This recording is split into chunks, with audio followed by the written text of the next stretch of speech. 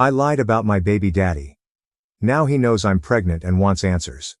Should I reveal the truth or continue my plan to raise the baby alone? I, 26F, grew up in the Midwest but went to college in California. There I met and dated Jeff, 26M, for our final 2 years of undergraduate. After graduation I stayed in California to get my master's degree while Jeff entered the workforce. We were happy together and we planned to get married after I got my master's. After I finished my schooling, Jeff got cold feet about getting married and eventually becoming a father. Abandonment issues from his bio dad leaving. So he broke up with me. Heartbroken feels like it would barely scratch the surface on how I felt. I had a great job in California, so I stayed in hopes that Jeff would come to his senses and we'd get back together. We never did. He met Grace, 25F, and started dating her about 5 months after we broke up. I started planning on moving back to my home state once I realized it was actually over. Then he and Grace broke up at the beginning of this year. Jeff and I ended up sleeping together a few times while they were broken up. It was a very public breakup, no cheating involved. About a week after the last time we had sex, he told me that he and Grace were getting back together. He said he couldn't remain friends with me because he still had feelings for me and he had to let them fade to be fair to Grace.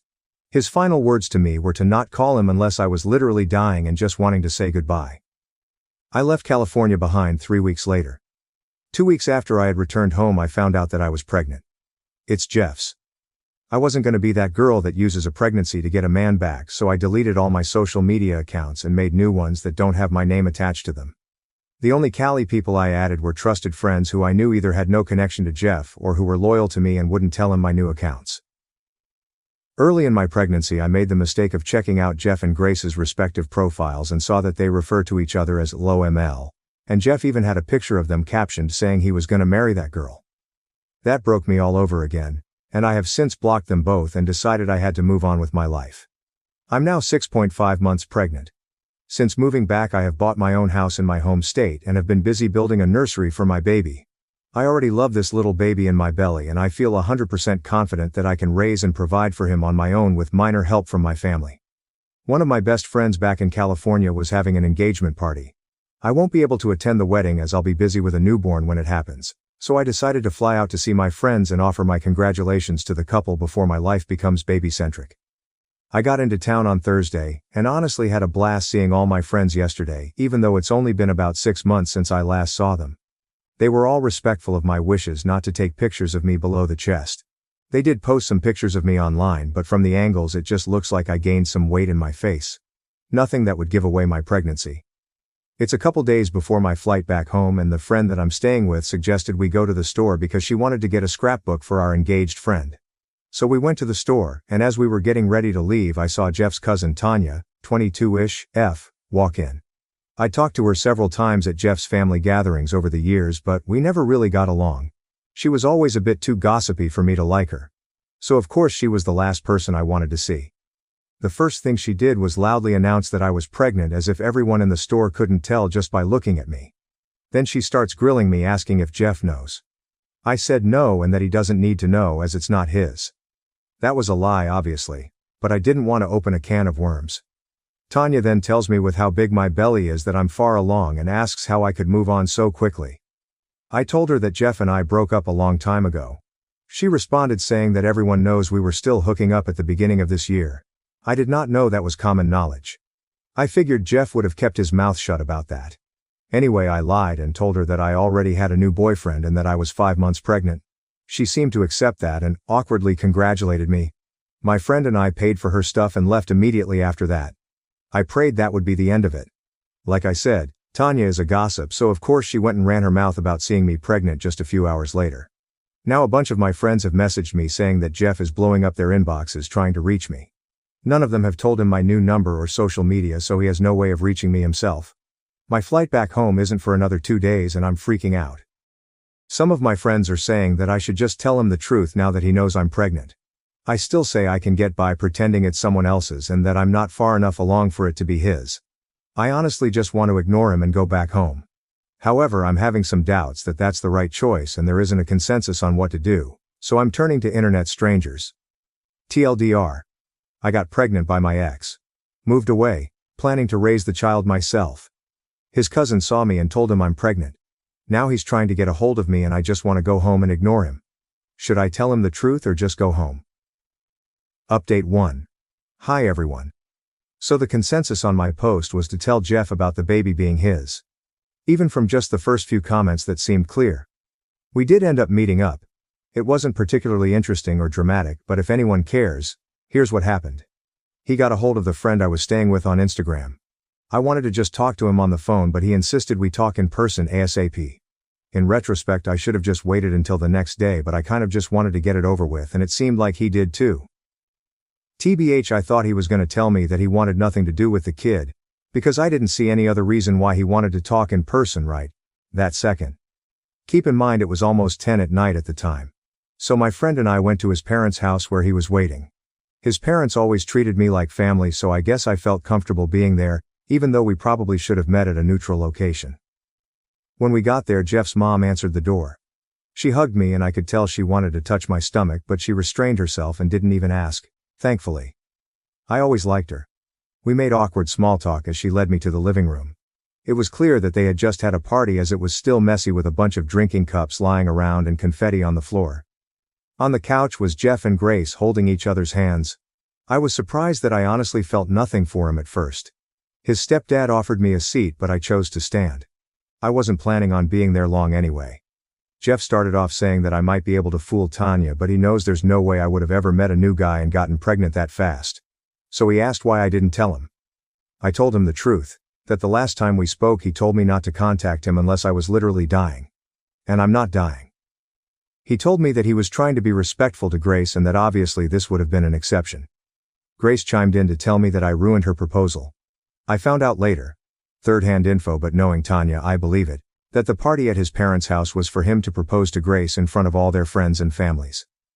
Tanya waited until after the proposal, and when people were giving speeches, she told Jeff she was so glad he got away from me and wasn't going to be stuck raising my baby. Then all hell broke loose at the party apparently. I had no idea that happened at the time, or I honestly would not have went to see him at all. But hearing that he proposed was when it hurt. He broke up with me cause he was scared of marriage and kids, but he dated her not even half as long as we did and she got a ring. I put on a brave face. Or at least I think I did. And acted like it didn't bother me, but it absolutely did. His mom told Grace that it's not my fault and now wasn't the time for that. Then Jeff told me that, obviously I can't move now. I told him that I already did, and I was only in California for the weekend. He countered saying that I have to move back. I told him no, I'm not doing that. He said, well, I can't just leave. At that point I got frustrated and told him that I left months ago. My job is in my home state. I bought a house. All my doctor's appointments have been there. I established residency there a long time ago. California isn't my home anymore and hasn't been for half a year now. So then he got frustrated and got up to approach me asking if he's just supposed to send a paycheck once a month and saying this wasn't how it was supposed to happen. I don't really know what he meant by that second part, cause he just found out I was pregnant a few hours before, but I assumed he was taking about his life plans. I forced myself to calm down and try to be empathetic. I told him that if he was worried about this screwing up his plans for the future, that he had nothing to worry about. I don't want or need anything from him. I've planned everything out, from finances to childcare when I return to work to even setting up my baby's college fund. It's all taken care of already. He didn't really say anything. I didn't know if he was thinking or just relieved that I had it all handled. I told him he can still get married to Grace and have his own family someday. I promised I wouldn't bother or blame him for anything. My baby will be loved and cared for. Jeff got teary-eyed and told me that I know how he feels about this. He was referring to when he broke up with me and said that he didn't want to be a dad because he didn't think he'd be a good one. He also has abandonment issues from his bio dad walking out on him, his siblings, and his mom when he was 6. I told Jeff that he's not him. His bio dad. That he's better than him and always will be. His mom started crying at this point, I guess from seeing how his dad's abandonment still affects him to this day. I promised Jeff that I wouldn't let my baby think that Jeff was a deadbeat. I'd be honest that we just weren't meant to be together, and we live thousands of miles apart. He told me that he can't just not be in his kid's life and that I don't understand what it could do to them. He asked if we could please just figure something out together. I asked him what he realistically expected would be a solution. Because I'm not moving back to California, and I highly doubt he and Grace wanted to pack their bags and move that far away from their own families and friends. I said, I'm not going to be sending my kid on a plane every few months either because that's too much. Jeff didn't say anything to that, so I told him maybe that could be an option when he's older and has more independence, but right now it's not happening. Jeff's eyes lit up and he asked, "It's a boy?" I'd been careful not to reveal the gender up until then, but I messed up there. I nodded and he nervously asked if he could feel the baby. Before I could even respond, Grace let out this loud wail and stormed off to the kitchen. Jeff apologized to me and then went to go comfort her. His mom excused herself as well as she was still crying. So she left and her husband followed her. That left me and my friend awkwardly standing alone in the living room. All we hear is his mom sniffling in the hallway and Grace sobbing while talking to Jeff in the kitchen. It was so incredibly uncomfortable.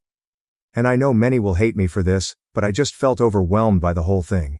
Maybe it makes me pathetic, but having to stand in the room where a party was just held to celebrate Jeff proposing to another woman hurts so damn bad. So I left. I told my friend let's get the hell out of here and we quietly walked out. We ended up staying in a hotel and I was able to get an earlier flight home on Sunday.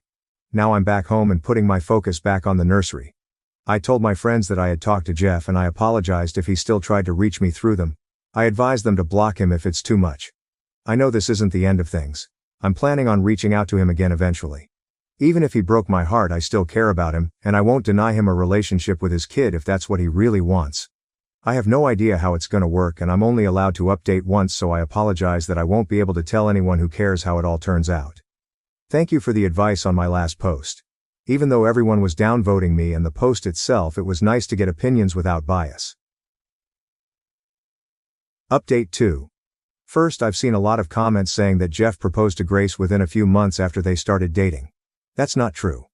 Aside from the 1-month breakup where Jeff and I conceived the baby, they were together roughly a year and a half before the engagement, assuming they had no more breakups after. IDK their full history, nor do I care to. Second, I feel like people were being a bit harsh on Jeff. I can honestly say he is not an abusive or controlling person. The man never so much as raised his voice at me in the 4 years we dated. He was a bit overbearing by demanding that I had to stay in California because that's where he is, but he just found out about the baby and was panicking that I'd disappear and he wouldn't be able to contact me. Which, to be fair, that's exactly what I did, so I get it. I had a million thoughts, some wildly ridiculous when I think about it now, running through my own head when I found out too. Third, he wasn't juggling Grace and I at the same time like people think. She broke up with him. They both thought for good at the time. He and I started having sex again, but it wasn't like we were in a sequel of the lovey-dovey honeymoon phase. It was a weird and confusing time. We weren't talking about getting back together. I already had a start date for my new job back home and my move was scheduled. He didn't know any of that. I was still in love with him, of course, and I hoped he'd tell me he wanted to get back together and I would have stayed. But he didn't. Finding out he was getting back with Grace hurt, but I can't say I felt used for sex. I don't think either of us knew what the hell we were doing by sleeping together again in the first place. Jeff is a simple man overall. I promise he's not some supervillain taking advantage of women and playing with their emotions. I'm not making excuses for him. I wish it were that easy to say that he's a dirtbag, and you should give me all your sympathy. In reality, I know who Jeff is as a person. Anyone who read my posts knows him as just a collection of bad and/or questionable choices he made. If you summarize anyone up to just the bad shit they've done, of course they'd come off as an unlikable person. Jeff's not evil or manipulative. He's just got some stuff he probably should have worked through years ago, and admittedly, I never thought his issues were that prevalent until we broke up. Plus, I'm positive that Grace knew we slept together while they were broken up. There's no way that was a shock to her.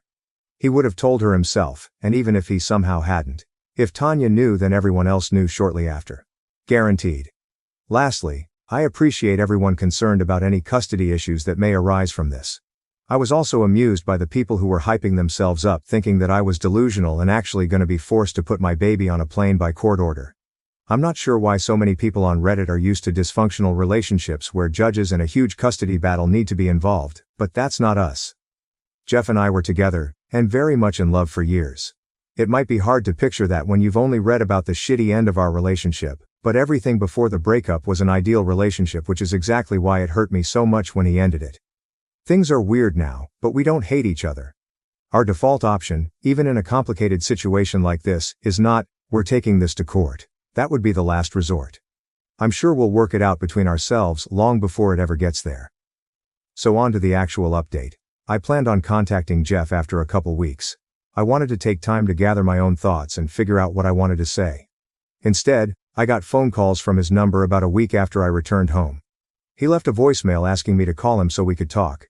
I was honestly furious because there's no way he should have been able to find my number unless somebody told him. It might not seem like it's a big deal, but to me I saw it as somebody who betrayed my trust in them. I texted him asking how he got my number. He said it wasn't important and that he wanted to talk. I said it is important to me, but he still didn't want to tell me. I told him we can talk when he tells me who he got my number from. So finally he told me who it was, and sent a screenshot of the conversation when I asked for proof. It was the second least likely friend I would have expected to break my trust. That's a whole other story though. So we talked over FaceTime and he told me that he absolutely wants to be in our son's life. He doesn't know how it's going to work long term, and neither do I.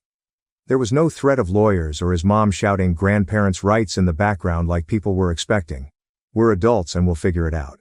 The situation is not any easier to handle logistically, but emotions from that night have died down and we have clearer heads to move forward with.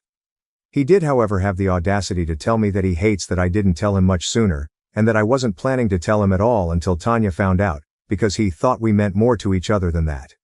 I told him I thought we did, until he told me not to contact him unless I was dying.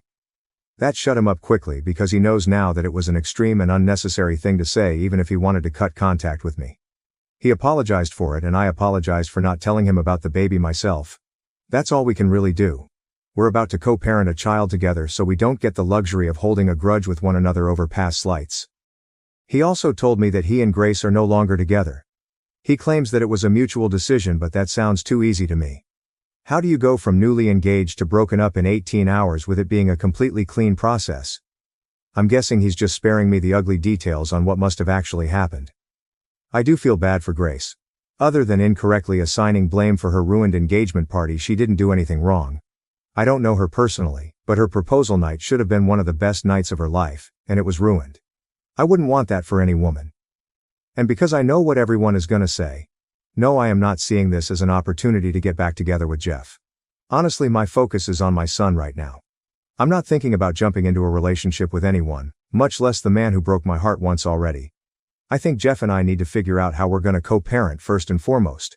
And TBH, I want a man who loves me and chooses me for the person that I am, not because I happen to have given birth to his child. Plus, I don't know that I could ever get over that he proposed to Grace over me. Even if they broke off their engagement, I still want to know why she got a ring and I didn't. And I am going to ask eventually, but I don't think any answer will ever make it okay to me. A lot of people said it wasn't that he didn't want marriage, he just didn't want it with me. I find that hard to believe because, as I said above, we really had an ideal relationship. Our breakup wasn't a buildup of issues, it really was as simple as, you want marriage and kids, I don't. Which I think most would agree is just the natural end of a relationship. If it really is as simple as I just wasn't the one, then I want him to look me in the eyes and tell me that himself. Jeff is a terrible liar even when he's lying for a good reason, like a special surprise. He fidgets his fingers and can't maintain eye contact when he's lying. So if he looks me in the eyes and tells me his reason for why he chose to marry her and not me, I'll know if he's being honest. Jeff also told me that his mom wanted to send me stuff for the baby, so he asked for my address. I declined. I'm positive that there are no nefarious reasons and she's just excited and wants to help. This will be her first grandchild. However, I still felt a little uncomfortable giving them my home address. He's been texting me every day and calls me every night to say goodnight. Sometimes he wants to talk to the baby. It's a bit confusing for me because he broke up with me because he didn't want a kid, but now he wants to be involved to the point where he's going out of his way to contact me and ask if I need anything. It's strange, and I don't really understand how his brain works, but like I said in my last post, I won't deny him a relationship with his kid if he wants one. Jeff wants to visit me in person to talk properly, but I told him I'm not sure if that's necessary right now. He asked to come last weekend and I said no. Then he asked again about possibly coming this weekend, but I told him I can't, because I'm having my baby shower on Saturday. He wants to come. I'm not sure if that's a great idea. I'm not worried that he would say or do anything bad, and we're getting along over text VC. I can tell that he just wants to be involved, but part of me feels like it's sort of IDK, playing house almost? I guess it wouldn't be a big deal if I made it clear he would be here as a friend and the father of the baby, but not as anything more. My parents don't think it's a good idea, but I know that's just because they don't like Jeff, ever since he broke up with me. My sister, who is more level-headed, says that it could be a show of good faith that I'm serious about having a healthy co-parenting relationship, and it'll probably be easier to build that foundation now before the baby comes. My brothers don't care either way, but they say they're ready to beat up Jeff if he does or says anything stupid. He won't, but I love my brothers for always looking out for me. I'm not sure what I'm going to decide, but I know Jeff needs an answer soon so he can book a flight and a hotel room if I do say yes. I'm open to suggestions. Update 3. Hi everyone. I've been requested to give an update on the baby shower and whether or not I let Jeff attend. This post is rather lengthy as it covers a whole weekend, so I'm including a TLDR at the bottom. So I did end up allowing Jeff to come to my baby shower. When he called me the Monday night before my Saturday baby shower, I brought it up. I told him he could come if he agreed to 3 rules. We are not together. Don't touch me, hug me, or put your hands on my stomach unless I say it's okay. I agreed that we needed to have a serious talk. However, it only takes place after the baby shower. I'd see if there's an awkward vibe because we have things we want to get out. We ignore it until after the baby shower. You stay in a hotel. I wasn't housing anyone. I needed my home to be my own place to return to if things got too overwhelming. Unsurprisingly, he was fine with all of those conditions and was just happy that he could come. I also told him he was free to invite his mother if she wanted to attend. He was relieved because she did mention wanting to come with him if he came. Everything was settled until the next day when he called to ask me if his brother and sister could come too. His stepdad had a prior commitment and wouldn't be able to attend. I shouldn't have been surprised Jeff asked about his siblings though. His family is really close-knit. They show up for each other and everything. I've never had any issues with anyone in his family. I always got along with his parents and siblings, especially his sister. I said it was fine. I didn't really care as long as they understood that I was the guest of honor at my baby shower and not a hostess, so I wouldn't be checking in with them the entire time. His sister also messaged me privately to ask if I was really okay with them all coming and that she and their younger brother could stay home if I didn't want them all there. It was totally unnecessary because I already said yes, but I really appreciated that she did that. Their flight got in on Friday afternoon. My parents decided to host a dinner for Jeff's family. They don't like Jeff anymore, but they felt that since he and I are now tied together for the next 18 years minimum, our families should be acquainted at least. When they got to my parents' house, the greetings were as awkward as expected. Jeff leaned down to my stomach and said hi to the baby. The baby kicked, and when I told Jeff, he got excited, so I offered to let him feel. I figured he should be able to have that moment. His mom was ecstatic that the baby was kicking, saying that he already knows his daddy's voice. She was so happy that I didn't have the heart to tell her that the baby had already been kicking for the past half hour before they got there. Dinner was fine. It was mostly talking about the baby shower. But we did also go around the table and everyone suggested names. I have to admit I'm a bit bummed about the naming. I was happy that I had sole decision power when it was just me, but now I have to get Jeff's approval too, which sucks. Some of the names he suggested were awful tbh. The day of the baby shower was long, but it went perfectly. Luckily Tanya was over 2,000 miles away, so she couldn't ruin the event. It was relatively big as my family has always done co-ed baby showers. We even had some games specifically for the men in attendance. I felt a little bit bad about Jeff just being a guest, so we tried to include him last minute by letting him give the guys the rules for the bottle chugging game. It was tea, not beer of course. And we added a last-minute best dad joke competition that he got to decide the winner on. We also took some pictures together. As I said in my last post, I didn't want to play house with him, but honestly I was having such a great time that I didn't even mind that both sides of the family suggested pictures. More importantly, he asked for my consent before putting his arm around me and touching my stomach for the pictures, which was such a relief that he was respecting the boundaries I gave him before he came. After the baby shower ended, I invited Jeff's family to my house. I mentioned not wanting to give my address to him in my last post. Some people misunderstood that as me trying to stay hidden forever. Obviously he was going to know my address once the baby came. I think what those people failed to realize is that it was all happening so fast. Jeff got my number one day, and the next day he was asking for my address on his mom's behalf to send baby stuff. It was a lot and far too soon. But since everything was going great, I didn't mind so much inviting them to see my house. His mom cried when she saw the nursery. Then I started crying with her cause I'm a hormonal mess some days. The nursery is basically finished. I had just bought a different shade of blue paint because I didn't like the one I initially chose after looking at it for a couple weeks. I was planning on it being repainted the next week, but Jeff and his brother offered to do it while they were there. I said no, obviously, because they were guests. My dad chimed in to say to let him, Jeff, do it, because it's about time he stepped up to help. Obviously my dad knows that Jeff just found out about the baby recently, and I reminded him of that. But my parents were the ones who comforted me every time I cried when I first moved back home and again when I found out I was pregnant. It's gonna take a while for them to warm up to Jeff again. So Jeff and his brother painted the first coat with my dad while I talked to Jeff's sister outside. I asked her about Grace, but she wouldn't tell me what happened. She told me that it was a conversation between me and Jeff. She did tell me that her whole family tried to talk Jeff out of proposing because it was too fast, but he insisted, so they supported him. The only other thing she said was that Tanya has been banned from her family's events for the foreseeable future, and their families aren't on good terms as Tanya's parents don't think what she did was a big deal. After the guys finished painting, everyone except my sister and Jeff left. Jeff and I decided to talk that night. My sister was in the living room in case it didn't go well, and I needed emotional support after Jeff left. He and I talked in my bedroom. My feet were killing me and I needed to lie down. So I did that and Jeff sat on the other end of the bed. Neither of us knew how to start, so I just asked him point blank why he changed his mind about kids. I reminded him that he broke up with me because he didn't want marriage or kids. He said that it's true that he didn't want kids and that he's still afraid he'll screw it up somehow, but that the baby already exists and so he already loves him and wants to be present for him. I then asked about Grace. I wanted to know why he proposed to her and not me. It's not relevant now, but I'm still human and I wanted to know what was different about her. He told me that he was never scared of marriage. He meant it when we discussed plans about marriage after I was done with school. He wanted to be married to me. It was just the kids part that he couldn't do. He says that he just added marriage into his reasoning for our breakup because he felt like it would be easier for me to accept.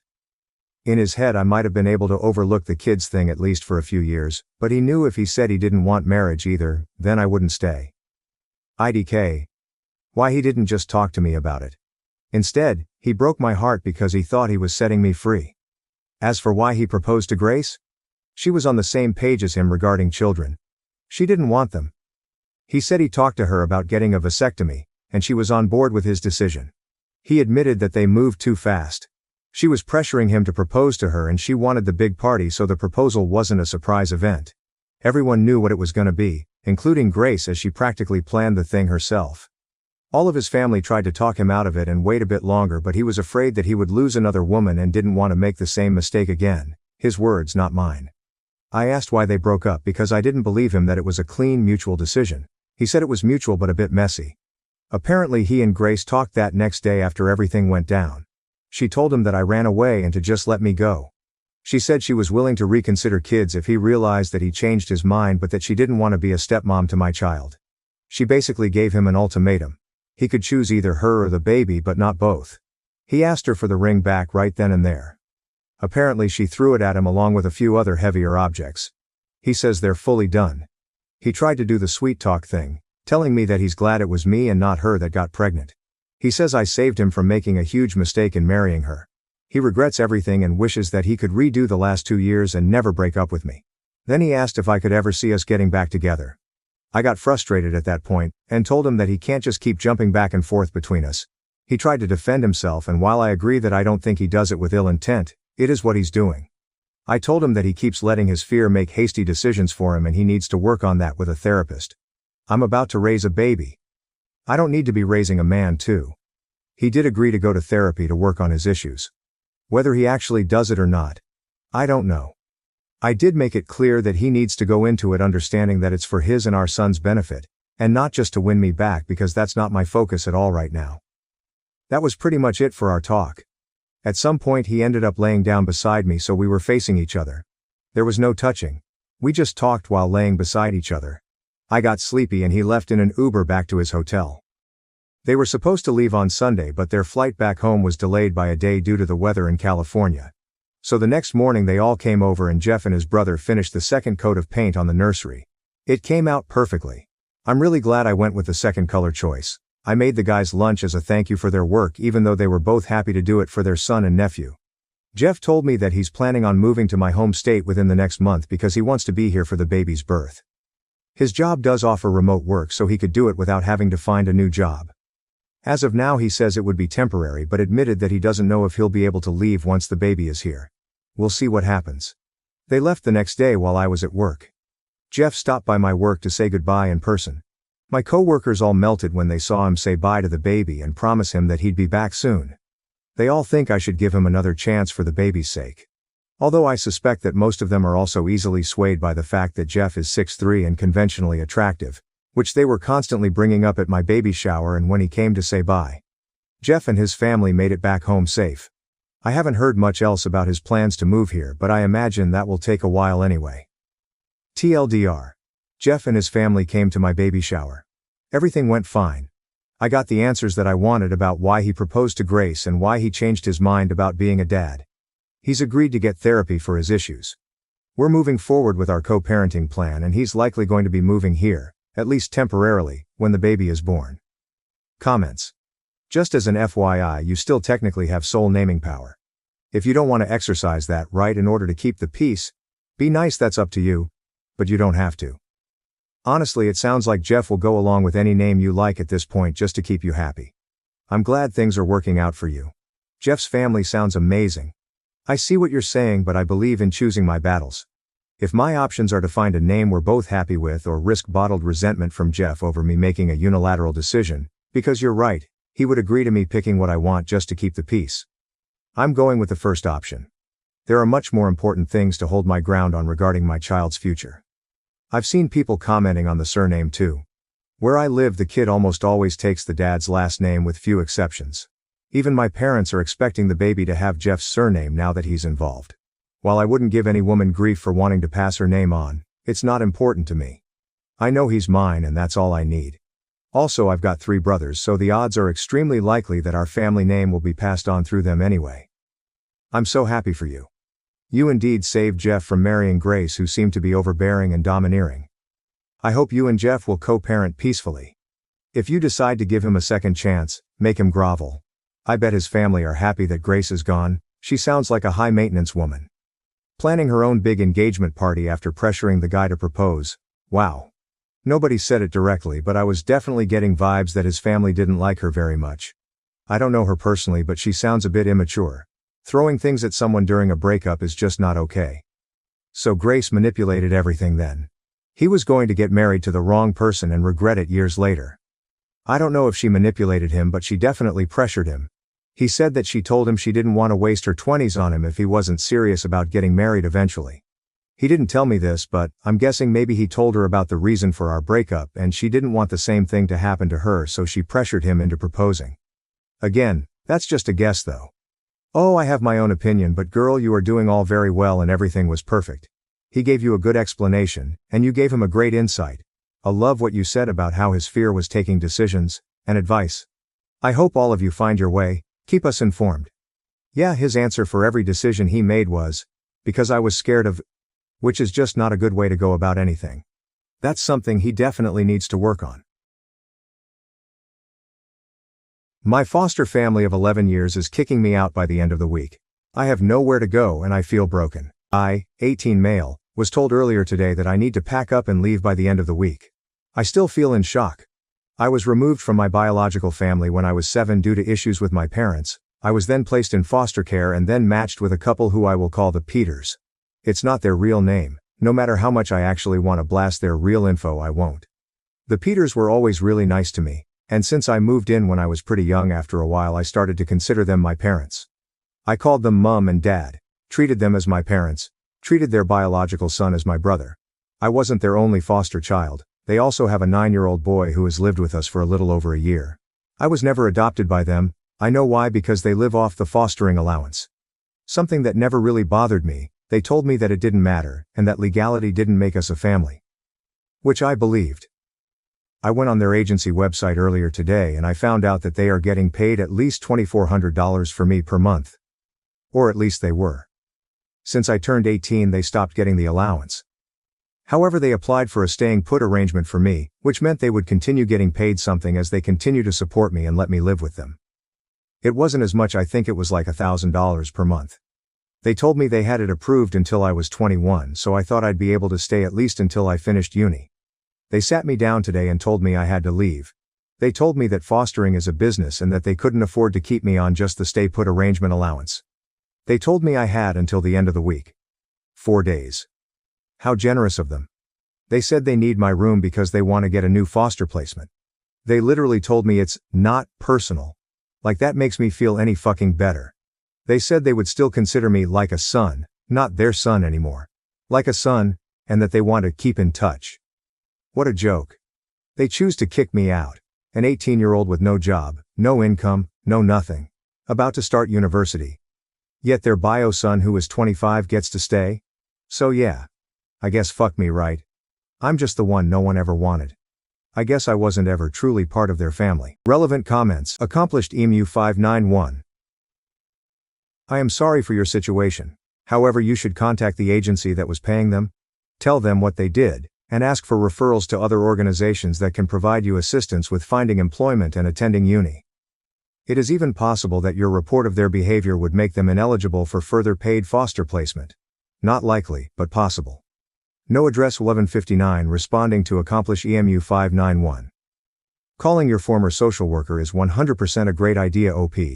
Or going to Citizens Advice. There is plenty of support available to former foster children and they will help you find what you're eligible for. The part about reporting them, sadly there wouldn't be anything legally wrong or against any fostering practices for what they're doing. As long as they don't continue to claim on the staying put order, that is. In England, fostering is generally treated more as a business than as something you do for love, as it is in the US. Which has its upsides and its downsides. Morally though, the Peters are despicable people in my opinion. Jen in Miami. I'm so sorry. If it makes you feel any better, many parents kick their biological kids out once they turn 18 too. OP. Answer. It doesn't really if I'm honest. Mouse and Ladybug. I'm so sorry this is happening to you. These are garbage people. I'd be reporting them for fraud. They can't accept money to have you stay there if you aren't. OP. Answer. They'll probably cancel the staying put arrangement altogether, so I don't think they'll continue to be paid for me after I leave. Though that is something I am 100% checking in a few weeks. Po boy from Po family. They're doing it for the money. That is why. It's unfortunate and they sound horrid. I'm sorry, OP.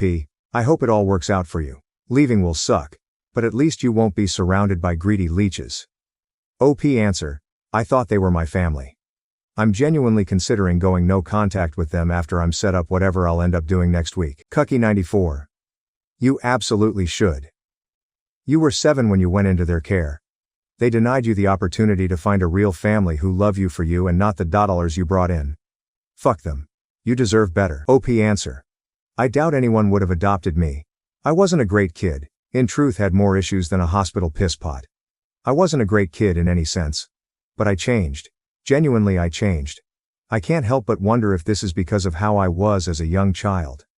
Nene 1 I'm so sorry this has happened to you, honey. You must be feeling awful. Do you have a care leaver's personal advisor? Not sure which area you are in.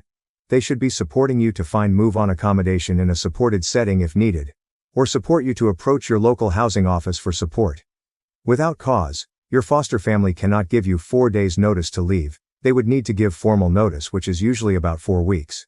It would be worth calling your Children's Services Duty, VOR, out-of-hours telephone number and explaining the situation, because it will be whoever is responsible, i.e. the personal advisor's team, who will be paying the staying put fees to the foster carers. So there is someone who is responsible and will need to provide immediate support to help you. OP answer. Yeah, I'm meeting with him today. I'm going to tell him they've given me a verbal 4-day notice and that I need urgent help. If I'm honest, I don't want to stay here anymore.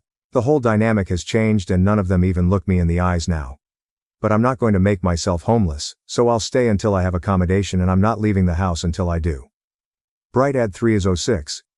It is awful, but if they counted on that money to make rent, they might not have much of a choice. I wouldn't conduct myself that way, but not every foster couple is rich. OP answer. They own their own home. And just some quick math for anyone interested. I don't know what package I was placed on because there's a difference allowance for each package, but according to the fostering agency website the minimum was $2,400 for me. It goes to a maximum of $3,400 per month, but I'll estimate off the lowest. Mine obviously stopped, but it would be the same for the 9M foster placement they have now. So, $2,400 x 12 for ours, $28,800 per year. Plus my $12,000 per year from the staying put order. Gave them a nice $40,800 per year. Which they would pay little, if any, tax on, as a fostering allowance is taxed very lightly here. That may not sound like a lot to Americans with your high wages, but the average post-tax wage where I live is $23,985 per year. They had enough, I think. Mini update. Okay, thank you guys for all your advice. Honestly, I was in a state of shock yesterday. Maybe still am today. I wasn't thinking straight. I only slept 2 hours last night, that's all, so I'm probably a little delirious today as well. Firstly, I have contacted my personal advisor. He'll be having an emergency meeting with me at 1:30, so I'll have more details about what's going to happen to me then.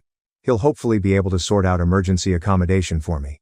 Secondly, to those of you saying the Peters can't legally just give me 4 days notice to leave, I will definitely be mentioning this to my personal assistant and get his advice on it.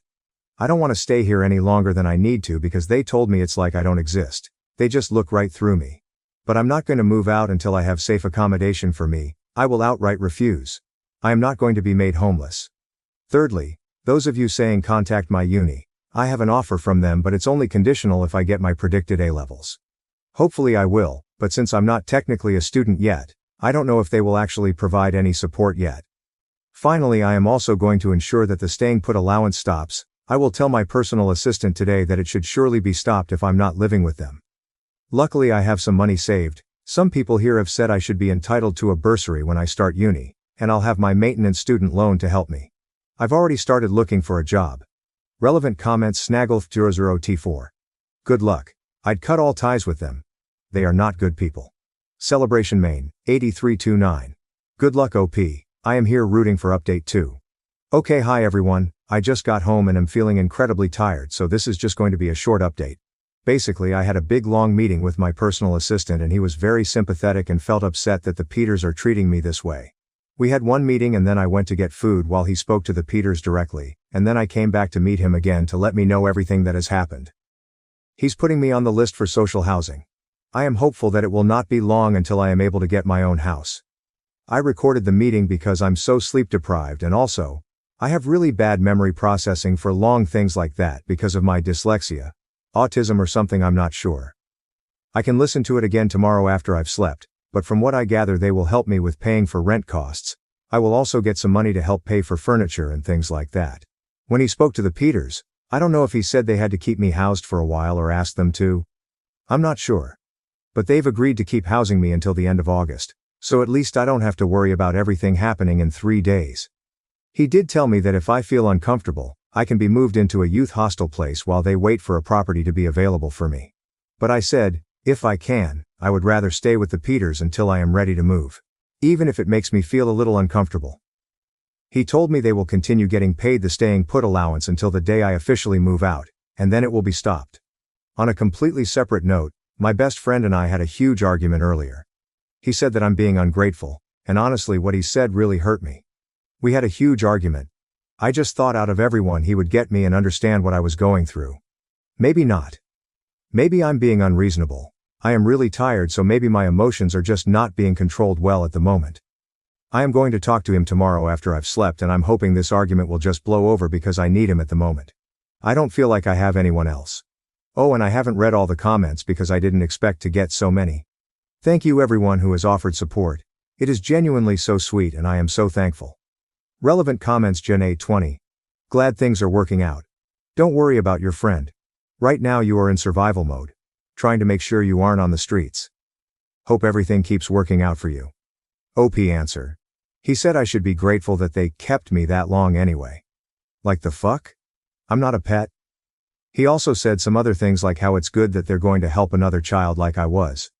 Which is true, and I get that it's a good thing what they're doing to help people. But him saying those things make me feel like I'm being crazy for wanting to stay like I was promised by them. Ugh, I'm too tired and maybe I'm being irrational. I'm going to talk again with him tomorrow and say I'm sorry. Long and unimportant rant. It never bothered me that they were paid to keep me before. Genuinely never bothered me at all. I always knew I was a foster child. I was about 15 when I learnt that they were paid money to look after me, and I told myself it was a good thing. And it probably was. I have had loving parents for 11 years, which is more than some people can say. I just didn't ever think they'd make me move out when the payment stopped being as high. I found out that when I was still a child they were paid $111.82 per day for me. That's $40,114 per year. I had never felt different to the family. I had always felt loved and secure. I don't understand why they have changed their minds about me. None of them will even look at me in the eyes anymore. and it's gotten to the point where I can't leave my room anymore because all I feel is the absence of the love that used to be there. I didn't come down for any meal times, which was a rule that you had to before. If I didn't go down before, I wouldn't have gotten any food. But Mum brought it up to my room and knocked on the door to say she was going to leave it there for me. I've used that 100 times over and over again in my head, to try and convince myself that they still love me. I called her by her first name when I came home yesterday. Not Mum, Claire. She looked upset when I did that, and a part of me is happy about that, and a part of me feels cruel for it. I knew it would hurt her and I did it anyway. In some ways I wish she wakes up to the pain she's causing me. I hope she takes it back and says that it is a lapse in judgment, and that she loves me and wants me to stay. But if that were going to come, I think it would have already. I guess I'm not worth the $76 per day they lose by not replacing me with another foster child. When I feel bad about hurting them, I remind myself they're kicking me out to get an extra $76 a day. That's what I'm worth to them. $76 per day. Relevant comments. OP respond. I don't expect anyone to read this or care, but I want to say thank you for the immense love you've all shown me. I feel nothing but gratitude to you all. My in bad book. I'd like to think, at least a part of the reason for their lack of eye contact and emotional withdrawal is due to their feelings of absolute embarrassment, guilt and shame. That she seemed upset with being called her name, I feel, somewhat supports this. And they should feel this way. However, I really do hope they can put these feelings, and their egos, to the side and take steps to actively make amends and rebuild the relationship. I really am sorry this is happening, and I'm so very happy you had a secure and safe childhood. Edit. To add, I follow you and read your posts because I really want you to be okay. You didn't deserve this. No child does, no matter their struggles. I've been thinking about you and putting all the good thoughts out there for you. Emgen France, your feelings are valid and important. You are not alone. Adopted is a great group here on Reddit just for adoptees. People who understand because they've been there. You can also find groups on Facebook, and there may even be local groups in your area if you'd like to connect with people in person. You're doing amazing. Okay, I am going to try and condense this as much as possible. Basically, I, 18 male, got removed from my bio family when I was 7. I got taken into foster care and was matched with a family called the Peters. I was then raised by the Peters for the remainder of my life, from 7 all the way until now. They had originally told me that I was able to live with them indefinitely, as I considered the Peters my family.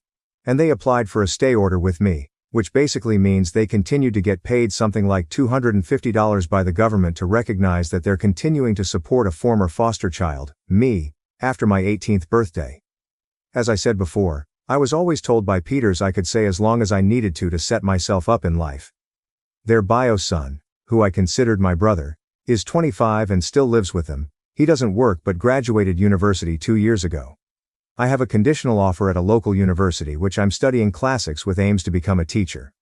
I start in October, if I get my predicted A-levels, which I think I will. But the Peters told me that I had to leave by the end of the week because they wanted to get another foster child. This is something they really sprung on me. And it's been extremely difficult for me. I had to get in contact with my social worker who spoke with the Peters, and now they're letting me stay until the end of August, but the whole family has changed. I explained all this to my best friend, and I said I was considering going no contact with them after I moved out. He ranted to me about how ungrateful I'm being to them. And how they raised me for 11 years and now they want to give that to another child in a position like I was. I get that, and that's part of the reason why I feel so guilty. My friend isn't speaking to me now, calling me selfish for wanting to stay with the Peters like I was promised. And for them trying to get rid of me with 4 days' notice. There were plans they could have taken to transition me into independent living before I turned 18, and they chose not to take part in them, because they told me I could always stay with them. The one time of my life I needed my friend, and he's gone too, and I feel so alone, and I can't understand why he's taking their side over mine. I understand the argument that they will continue to help another child, but at the same time I just wish they didn't have to throw me out to do so. When I suggested to my friend they could have asked their bio son to move out instead of me, and he just said, "I'm being selfish." I still don't even know if I am going to go no contact with them. I just said I felt like doing it, and I wish I didn't even say that because I didn't expect it to cause such an argument. So, am I the A? Relevant comments. Top reveal 847. You poor kid, your friend is an AH, and you're certainly not. Even if there is another kid waiting and desperately in need, they could have and should have at least let you plan ahead more than a few days in advance, and don't let anyone tell you otherwise. Are you foster parents at least helping you find a place? Edit to add that you should let someone at the university know. IDK how it's done where you are, but some universities have programs for stuff like this. Wardog 1983. You not the A. The Peters are using the fostering system to support themselves. They do not care about helping the kids. They say that to justify their callous treatment of you. They should not be foster parents. I'm sorry about your friend, his point of view is a betrayal because it is simply wrong. Scott's way. Hey. Dude, my cousin used to foster kids. She fostered 3 sisters and 1 other girl. I use the words because she adopted them as she wasn't in it for the money. OP answer. I don't really even care that they were looking after me and getting money for it. It doesn't bother me. I never knew how much they were getting to look after me, but I did know they were being paid. It does make me hurt and betrayed that they're kicking me out for a difference of 70-something pounds a day. Material, Cellist 4133. Not the A. Also, you are far from ungrateful. You were 100% grateful until they made it about money. You thought they took care of you because they were good people. Instead, they took care of you for money. It's an even exchange, nothing to be grateful about. Peters found my Reddit posts. The Peters' son, Jamie, has found my original Reddit post. I guess I should have been more careful with the details, but my mind was so frantic at the point of writing it I just couldn't think straight. I'm not sure how he found it, but considering it has almost 10k upvotes, and Jamie was the person who introduced me to Reddit, I guess it might have just popped up on his page. Does anyone know if it might have popped up to him because we're on the same network, in the same location? A few hours ago, Jaime came to my room. He showed me the original post and asked if I had written it. At first I tried to deny it, but I'm an awful liar, so he just knew. He asked why I didn't tell him about this, and I said I thought he knew. He told me he had no idea and would not have supported his parents throwing me out if he did. He was told I requested to move out. He genuinely seemed shocked and appalled at the details in the post. Against my wishes, he shared the post in the family group chat. He did this out of a place of wanting to defend me. Mom, Dad, I really think you should read this and see the impact this is having on. But I really wish he didn't do it. They've both read the message but neither have responded. I have not left my room since. I'm really anxious right now. Like I'm at the level before a panic attack. I can feel one coming on. Relevant comments. Polly6119. Stay calm and know that you did nothing wrong. They may try to gaslight you. They may lie to your brother. They don't have a good track record for being decent people. But no matter what they do, remember you did nothing wrong. They cannot throw you out because of it. They have learned their lesson on that. I'm glad to know your brother didn't agree with their horrible decision, and I'm glad that he found out. Him not looking you in the eye these past couple of days may have had something to do with the tension already in the air and him thinking you just up and wanted to leave. I hope it turns out that they realize their mistakes and apologize profusely. But brace yourself for that not happening and that they may get upset with you for airing dirty laundry. They may end up trying to guilt you and blame everything on you. They may do nothing. Please remember, no matter what they say and no matter what your ex-best friend said, you did nothing wrong. Your feelings are valid. You deserve love. You did not deserve what they did to you. Afternoon agitated 803. Calm and breath. Sounds like he's being a big brother and sticking up for you, because for him you're his sister and he loves you. So talk to him more, lean on him more. He's an adult, he can handle it. The moving out. The Peters could have really dealt with this in such a better way. They could have talked to you about, now that you're an adult and soon going to university, we'll go and talk to your caseworker about finding you your own place to live, and we'll be able to help another little kid just like you when you came here, but you've got to come round for Sunday dinner. Or something like that.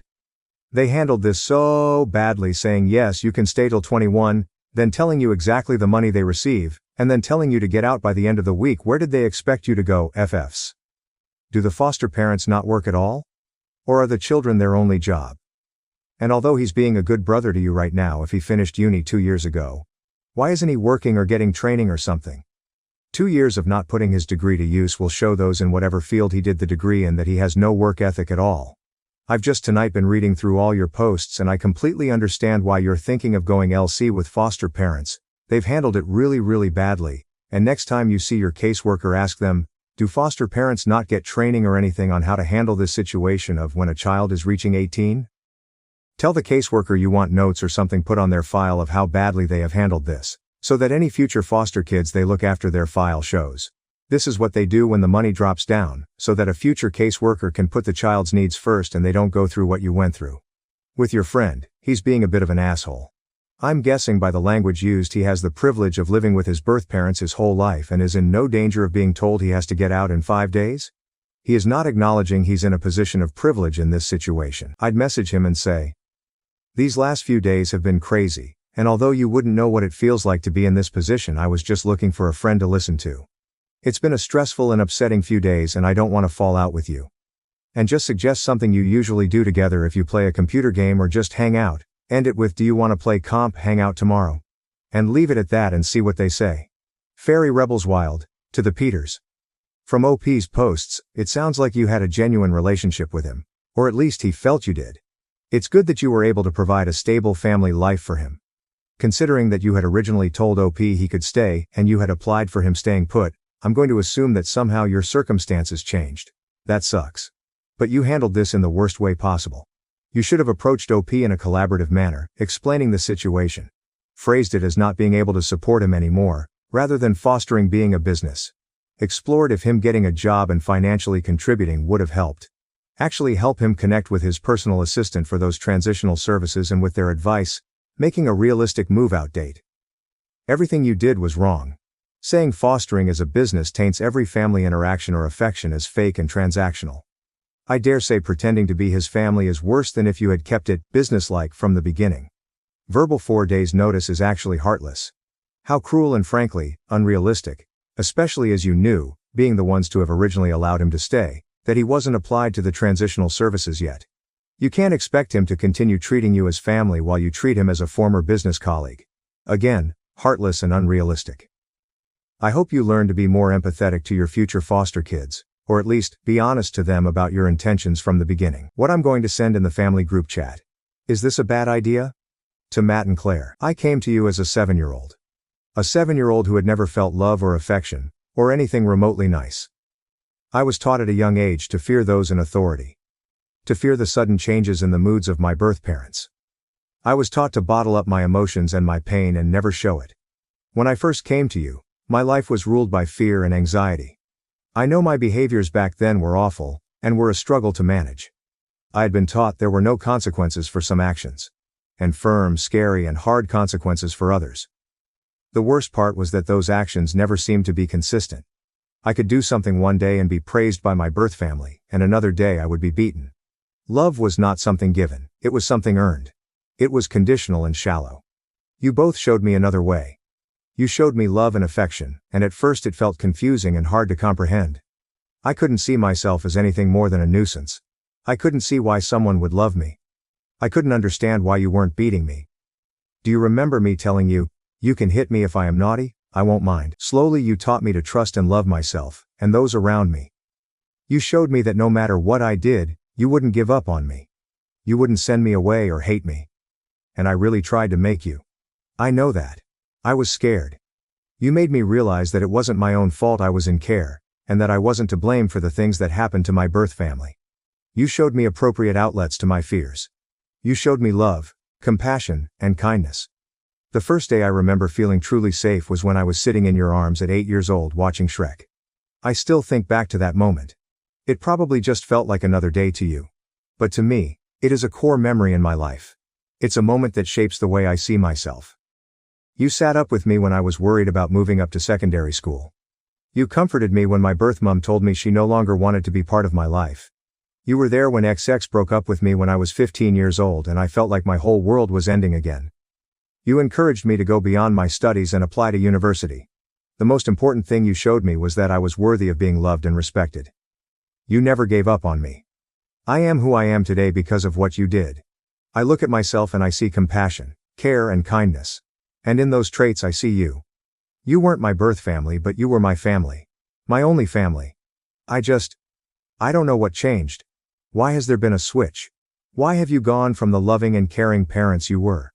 When I leave my room now, I no longer feel that love and kindness that brought me out of the pits of despair as a child. It's almost as if you have completely altered the way you see me, and I just can't understand why. A few days ago you told me I had to move out. You gave me 4 days notice to leave my family. You sent me back into feeling like that child at 7 years old. I'm not saying this to guilt you or to ask you to let me stay. That is past now and unfortunately, I don't think I'll ever be able to see you the same way again. I understand if you were hard on money or if you wanted to help another child like me. But why not talk to me? Why spring it on me and then act like I don't matter? Why tell me it's just business? Did you think that would make it hurt less? Since you told me my whole life has been turned upside down and I don't know how I will make it to the other side. If I had felt like this a few weeks ago, do you know who I would have gone to? I would have gone to you. I would have told you my worries and my fears, and you would have said the exact right thing and then we'd sit together and watch some awful TV show. And now, I have no one again. I feel like I'm being told for the second time in my life that I don't deserve a family. And this time I have no one to pick me up off the edge. That was always you, Mom and Dad. It was always you I could rely on. Why are you giving up on me now? Relevant comments. OP respond. I really feel like today the whole thing has just hit me in the face again. I think the emotions I was feeling were being blocked, and today they've been let out and I've done nothing but cry all day. Jay loves writing. Send it to them. Let them know how you feel, how they hurt you, and that they cannot expect you to ever contact them again after you leave. They need to know how you feel. Send it to them, and if you want to, leave the GC. Because they may try to justify their actions, and you don't need to hear it. OP answer. The sad thing is I don't think I even want that. I want them to love me again. I've contacted my personal assistant, and I'm moving out today. My personal assistant is allowing me to store my things I can't take with me in his garage. It's kind of him. He's found me a place at a local hostel. I'll get my own room apparently, which was a big deciding factor on if I wanted to move in or not. The hostel works with the LA and houses a lot of care leavers, the English term for someone who has aged out of foster care, while they wait for their own houses. I haven't sent the message yet, but I know my foster brother Jamie has seen it. Yesterday I felt overwhelming emotions, today I feel none. I don't know which is better. I'll send it once I'm moved out. I have a room, so I'll be gone in a few hours. I still haven't spoken to them, but I just can't face it anymore. I am sick of being anxious and stressed about this. I guess they did get their 4-day notice after all. Edit 1. I have just left Peter's house for the last time. The room is ready for me at the hostel.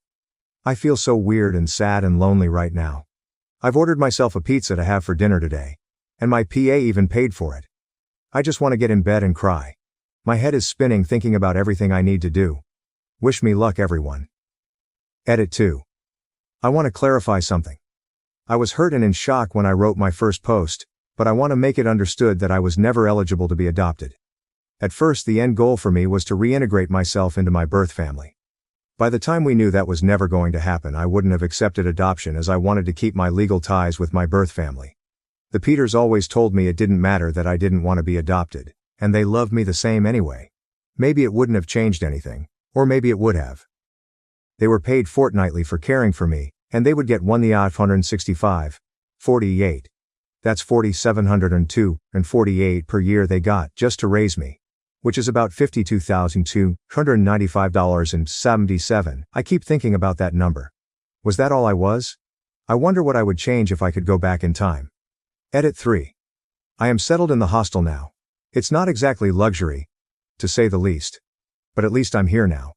I sent the text message, very slightly altered from the one I wrote yesterday. And then I left the group chat. I also posted it on Facebook. That was probably the wrong thing to do. I don't know. Final update. This is going to be my final update on all of this. I want to put everything behind me. Claire rang me crying, saying she had no idea I felt like this. How? How could she not know? She said she was sorry and begged me to come back. God. How do I ruin everything? She was telling me all these things about how she regrets the past few days so much and wishes she could take it all back. I said this is not fair. She cannot throw me out and then call me crying. I said it's manipulative. She just kept saying sorry. She said she loves me and wants me to come home. Jesus. This is just a lie, right? She must have known. Am I the bad person here? I feel so confused I don't know what to do. I just hung up and then she started texting me and I blocked her. But now I feel like I'm the bad person here. I'm so tired of this. Of all of this. I want nothing to do with any of them. I don't think Reddit is good for me. I'm not sure any of this is good for me. I'm going to delete the app. Sorry everyone. Relevant comments. Calamity Curls. I've been following along with your updates as you post them, OP, and I want to tell you that I'm so sorry you're going through this, that you deserve better, and that you are so strong in a situation where you shouldn't have to be. I'm glad your personal assistant is helping you, and I wish you nothing but success and happiness. OP answer. Thank you. I considered contacting my bio mum. Last time I spoke to her was when I was a young teen. But I think it might just be seeking out something to make myself feel more hurt, and I don't think I could deal with any more rejection. To bigger and better things. 8 marshmallows. I can't believe the Peters were too cowardly to even say anything to you. Will this whole situation make them ineligible for future placements? I would think there is a reporting structure and your personal assistant would be obligated to flag their file for this. OP answer. Doubt it. My personal assistant didn't even seem shocked by the situation as a whole, and I think my parents have framed it as us falling out to their social worker. Despite me making it clear that's not the case from my POV. I had a baby as a result of an affair and now his wife is reaching out to me. I'm so stupid. I, female 26, had an affair with a married man, male 42 a few years ago. I had no clue he was married when we first met and hooked up. I obviously looked him up on social media, and while he did have photos of his kids on there was absolutely no mention or photos of a wife at all. I found out that he was married about a month after we first got together, but he told me it was just a marriage on paper and that they basically lived separate lives and agreed to remain married for practical purposes until the kids were older. They owned a business, which she really ran, and he was just financially involved in. I knew at the time that I probably shouldn't believe him, but I convinced myself it was true. I was in my early 20s and so attracted to him, and I guess almost infatuated with him. He made me feel so good. I know now that I should have ended it immediately, but I didn't realize what I was getting myself into. I was addicted to all of the attention he gave me, the great sex, the places he'd take me. I felt special. I was so naive. I got pregnant about a year into seeing him. I had always been so careful with preventing pregnancy, but during my relationship with him I took stupid risks. I was so high in lust with this guy, it's embarrassing. The things he'd asked me to do, I'd say yes to almost anything, even when I knew it was a bad idea. I was in love with him, or I thought I was. I hadn't intentionally wanted to get pregnant.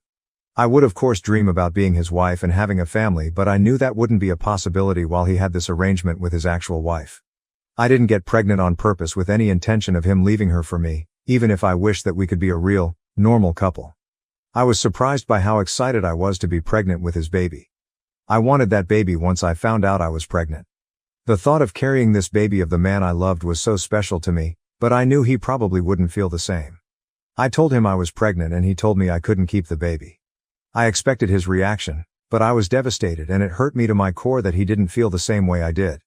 He offered to pay, to make a whole weekend of it somewhere exciting, what the F, and to buy me something special if I'd just please get rid of the baby. He explained that he didn't want any more kids and that he couldn't openly be a father to another kid when he and his wife were still pretending to be happily married to the outside world. I agreed to do what he wanted, and we made plans for him to pick me up and find somewhere out of town to go get it done. I was all packed the night he was going to pick me up, but I started to feel really scared and really unsafe about the whole thing. I took my bag and checked myself into a hotel to hide because I couldn't go with him. I texted him to say I promised to never contact him again and to never name him as the father or go after child support if he'd promised to leave me alone. At first he tried to sweet talk me into doing what he wanted. When I didn't cave in, he said some very nasty things to me and that I essentially better never contact him again or show up at his door. I have a 2-year-old now. At times, it's been difficult, but overall we are thriving as best we can. I have kept my word about not naming him as the father or requesting child support. His wife contacted me on social media. Well, she's his ex-wife now. She wants to talk to me. She found out about me and told me that she divorced him 6 months ago. She wants her children to know their siblings and for my child to know his siblings. That's weird to me. I haven't responded back to her yet. I am unsure about how to approach this. How do I respond to this? I wonder if I'm being selfish by not exploring an option for my child to know his siblings, if she's being genuine about that. If I was married and my husband fathered a child outside of our marriage, I don't think I'd feel the same that she does. Relevant comments. Comment 1. I didn't know he was married when we first got together. I acknowledge that I should have ended the relationship as soon as I found out he was married. I allowed myself to believe what he told me, which made it seem not so bad. Like this was some sort of agreement he and his wife had. Emotionally, I was already hooked. I'm not making excuses. I wouldn't say I was happy to bring a baby into this situation. There was a huge mix of emotions. I felt like I was in love with him, so there was a part of me that was excited at first. That feeling soon died, but I still felt that I loved my baby still. I tried to do the best thing that I could, which was to remove myself from his life and his family's life. I just wanted to be able to keep my baby and love my baby. I did not get pregnant on purpose. I wasn't on birth control. I had been on birth control when I was slightly younger and had life-threatening health complications as a result. He knew I wasn't on birth control. He loved unprotected sex. I was stupid and I agreed to do it. I would do almost anything he asked sexually. I tried to track my cycle and would tell him when it was probably not a safe time to do it. His wife isn't really what I'm afraid of. Whatever she'd want to say to me is probably deserved anyway, and more. Comment 2. He found out about the pregnancy before I ghosted him.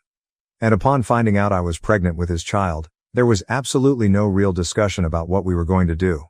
We were going to do what he wanted to do and he had it all planned out. He threatened me, by text and by phone calls and voicemails, when I told him I was not going to go with him on this abortion vacation he had planned. I begged him to please not force me to do that and he turned mean. I offered to never contact him again if he'd just let me go. After threatening me again, about what he'd do if I didn't keep my word, he agreed. He has kept his side of the bargain and has never contacted me. Comment 3. I've been assuming that she found out about me on her own, maybe saw something on his phone or computer and has probably known for a while before reaching out to me, if it's actually her. I get what some people are saying about siblings and such, but that man is not my child's dad.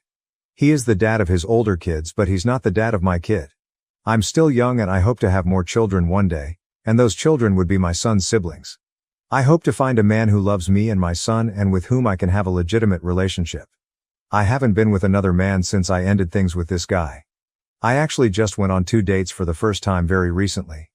I'm not desperate to find a man right now, but I hope to find real love one day. Those people are not my son's family. He's 2 and they're old enough to drive. So I don't think they're missing out on any sort of important relationship right now. I understand wanting to know your bio family, and I feel he can decide that later on when he's old enough to have a day.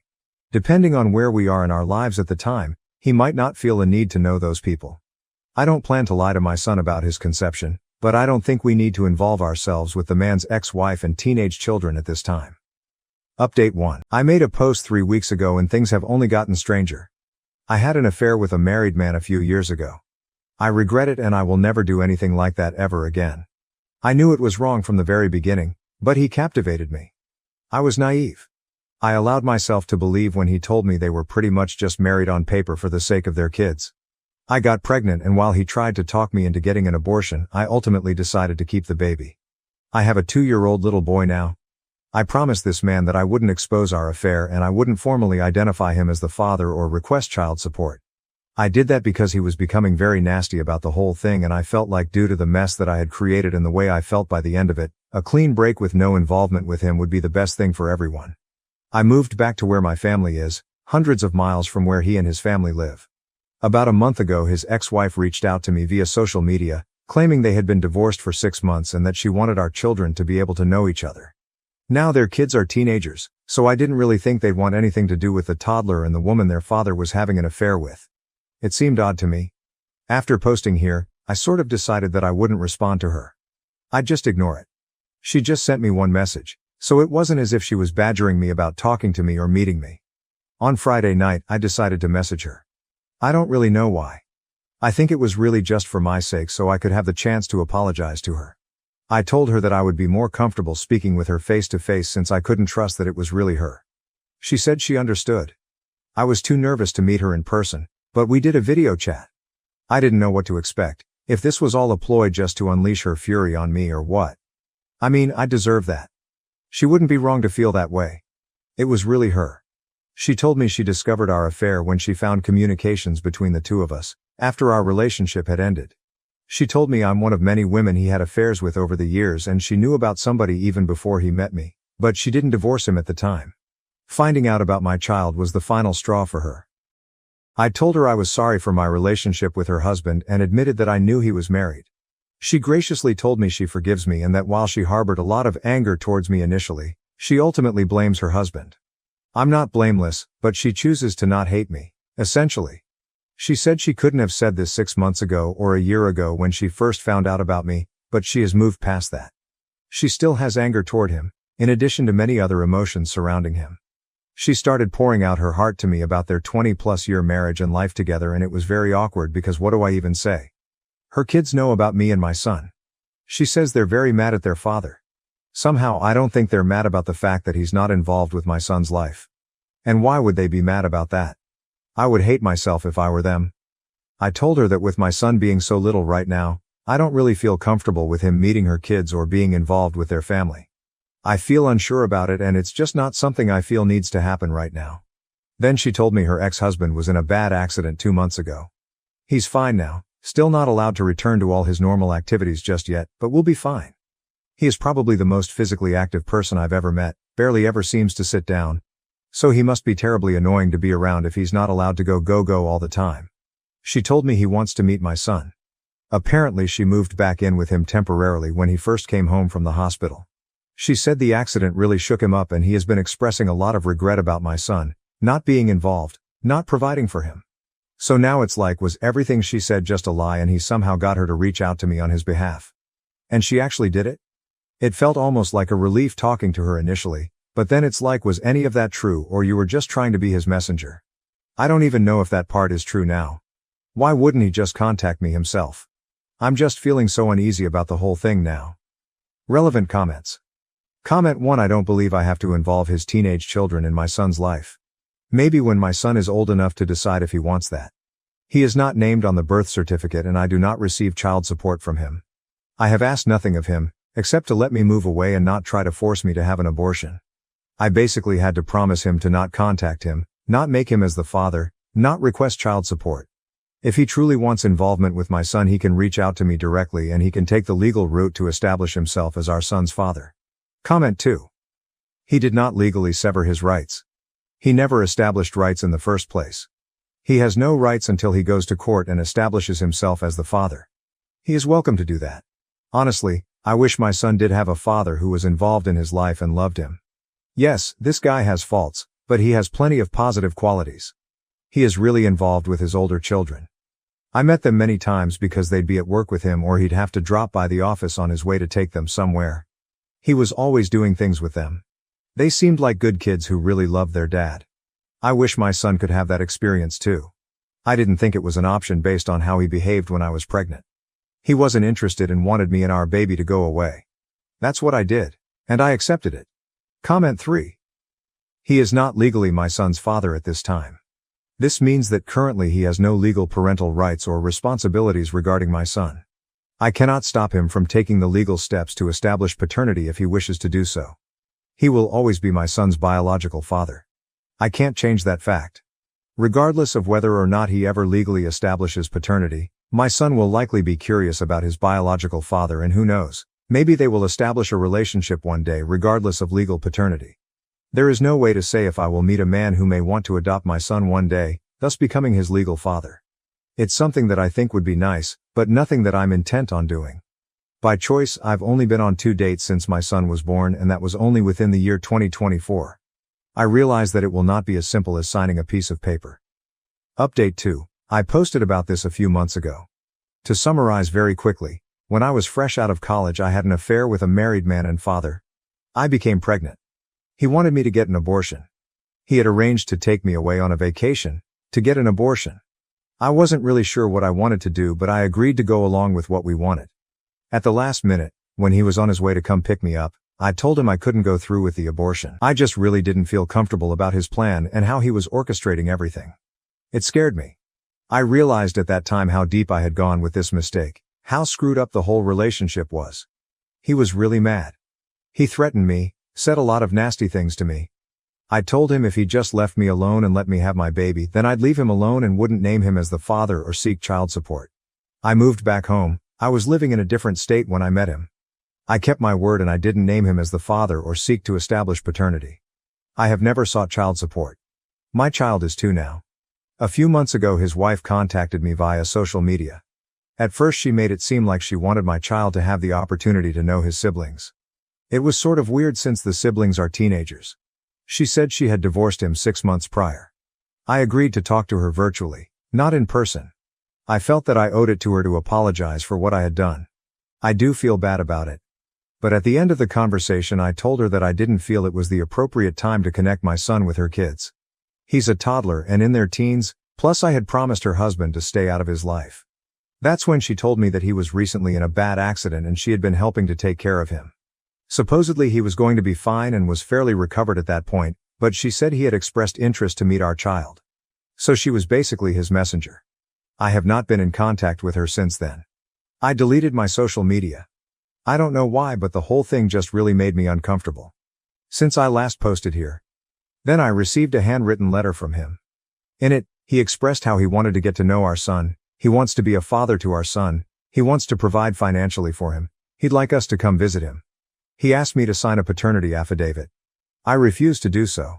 I know he is my son's father, but I'm not going to make this that easy for him. After the things he said to me and threatened me with, he at least has to work for this. At that point, my parents felt that we needed to meet with a lawyer. All communication from me has gone through a lawyer. I have never responded to him personally, directly. Now I have a court order for paternity. I have to present my son to have a specimen taken tomorrow. I already know what it's going to say. It's not that I don't want my son to have a dad in his life. It's just, the whole situation is a mess. And he lives a few states away from me. I don't know what to do. I can't really do anything. He's doing things legally. Next, I'm sure he'll petition for some form of custody or visitation. He's not married anymore, supposedly, but he's a lot more established than I am. He has considerably more financial resources. I also know he has all sorts of connections where he lives. Luckily, they don't hold as much weight here in my state, but it's still so scary to me. I'm a bad mom. I brought my son into this world knowing it was a messy situation. I just got so comfortable with it just being the two of us, and now I don't want to give that up. Relevant comments OP on if the father would be moving closer to her and her son now that he's divorced from his ex-wife. OP answer, to touch on just a few things. I don't think he'll move away from where he lives. He has way too much established there. He's in his early 40s. I don't know how this supposed accident, if that even really happened, has affected him, but he was incredibly physically active when I knew him. He only slept like 4 hours a night, took a 20-minute power nap daily, and rarely ever sat down. He was also highly involved in his children's lives. I'd even say overprotective, like a helicopter dad instead of the typical helicopter mom. Careless_welder_4048, how did he have time to cheat? OP answer, he only slept a few hours a night and moved at about 1,000,000 miles a minute. Everyone joked about it. Somehow he always had time to get up at 5 a.m., go surfing, do some work, take his kids to school, do some work, take his power nap, get coffee, pick his kids up after school and take them wakeboarding or some other sort of thing like that, do some more work, be at his kids' basketball game and so on and so forth. He literally never ever stopped. I was just another thing to help fill out his calendar to prevent him from getting bored. OP on the father's relationship with his ex-wife and their children. OP answer. I also don't think he and his wife had much of a relationship, although it wasn't quite as he described it to me. They lived in the same house, but I believe they lived pretty separate lives. He bought her a business to give her something to do and keep her busy. She was there most of the time. They didn't even go to their kids' activities together. He was always the one going. So I think that freed up time too. I don't think they liked being around each other, so she was happy to have him out of the house. She admitted to me that I wasn't the first affair he had, and she knew about most of the time we were together. Another update on how stupid I am, or I had a baby as a result of an affair and now his wife is reaching out to me. I won't rehash the whole thing here. My previous posts are on my profile. I got pregnant from an affair with a married guy. He wanted me to have an abortion. I decided I didn't want one. He turned mean. I promised to not name him as the father, legally, or to pursue any sort of child support. I moved away from where he and his family were located. I'm about 12 hours away from him now, back where my family is from. I haven't reached out to him in over 3 years since. His ex-wife reached out to me out of the blue via social media, initially claiming she wanted to connect with me so that our kids could know each other. When I politely declined for the time being, as her kids are teenagers and my son is a toddler and we live states apart, she revealed she was really reaching out on behalf of her ex-husband who had supposedly had a change of heart about being involved in our child's life after nearly dying in an accident. I did not engage with her any further after that. It all made me feel very uncomfortable. Later, I received a letter from him in the mail. He asked to be involved with our son, to provide for him, etc. It still felt weird. I mean, he turned really mean and didn't want anything to do with me or our baby and hadn't made any attempt to contact me in years, and I was not hiding. His wife was obviously able to find me on social media and you can find my address online. I felt like if he was serious, He'd take the steps to establish paternity legally. And that's what he did. Around 1.5 months ago we were ordered to submit DNA samples for a paternity test. It took around 5 weeks to find out what I already knew it'd say. But now things are stalled for another several weeks for the next step in the court process. I haven't talked to him at all during this whole thing. I didn't respond directly to his letter. I do have a lawyer and everything is basically going through him now. Then without any warning, he just showed up at my home last weekend. Just knocked on the door like it was nothing. Basically, this is his son and he doesn't want to wait another 6 weeks for the court to inevitably order us into some sort of custody mediation anyway. His words. Why can't I just talk to him? I told him he made me uncomfortable and him just showing up at my house really made me uncomfortable. Honestly, I don't know what made me so uncomfortable. The fact that he showed up unannounced like that, or the fact that I instantly felt the same attraction to him that I had when I was with him and I didn't want to feel that at all. In some weird way part of me felt happy to see him and then another part of me was disgusted that I was happy. He said he doesn't understand why we can't just talk about this.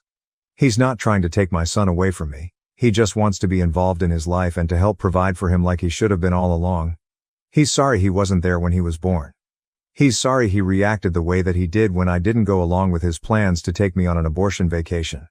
Why can't I believe that he just wants to be a dad to his kid? I guess I agree with him. Why can't I just accept that he has had a change of heart? I can't trust myself. I can't trust my own judgment. I feel like if I easily let him into my son's life I'm going to end up regretting it and be made a fool of somehow. I've already made so many mistakes when it comes to him.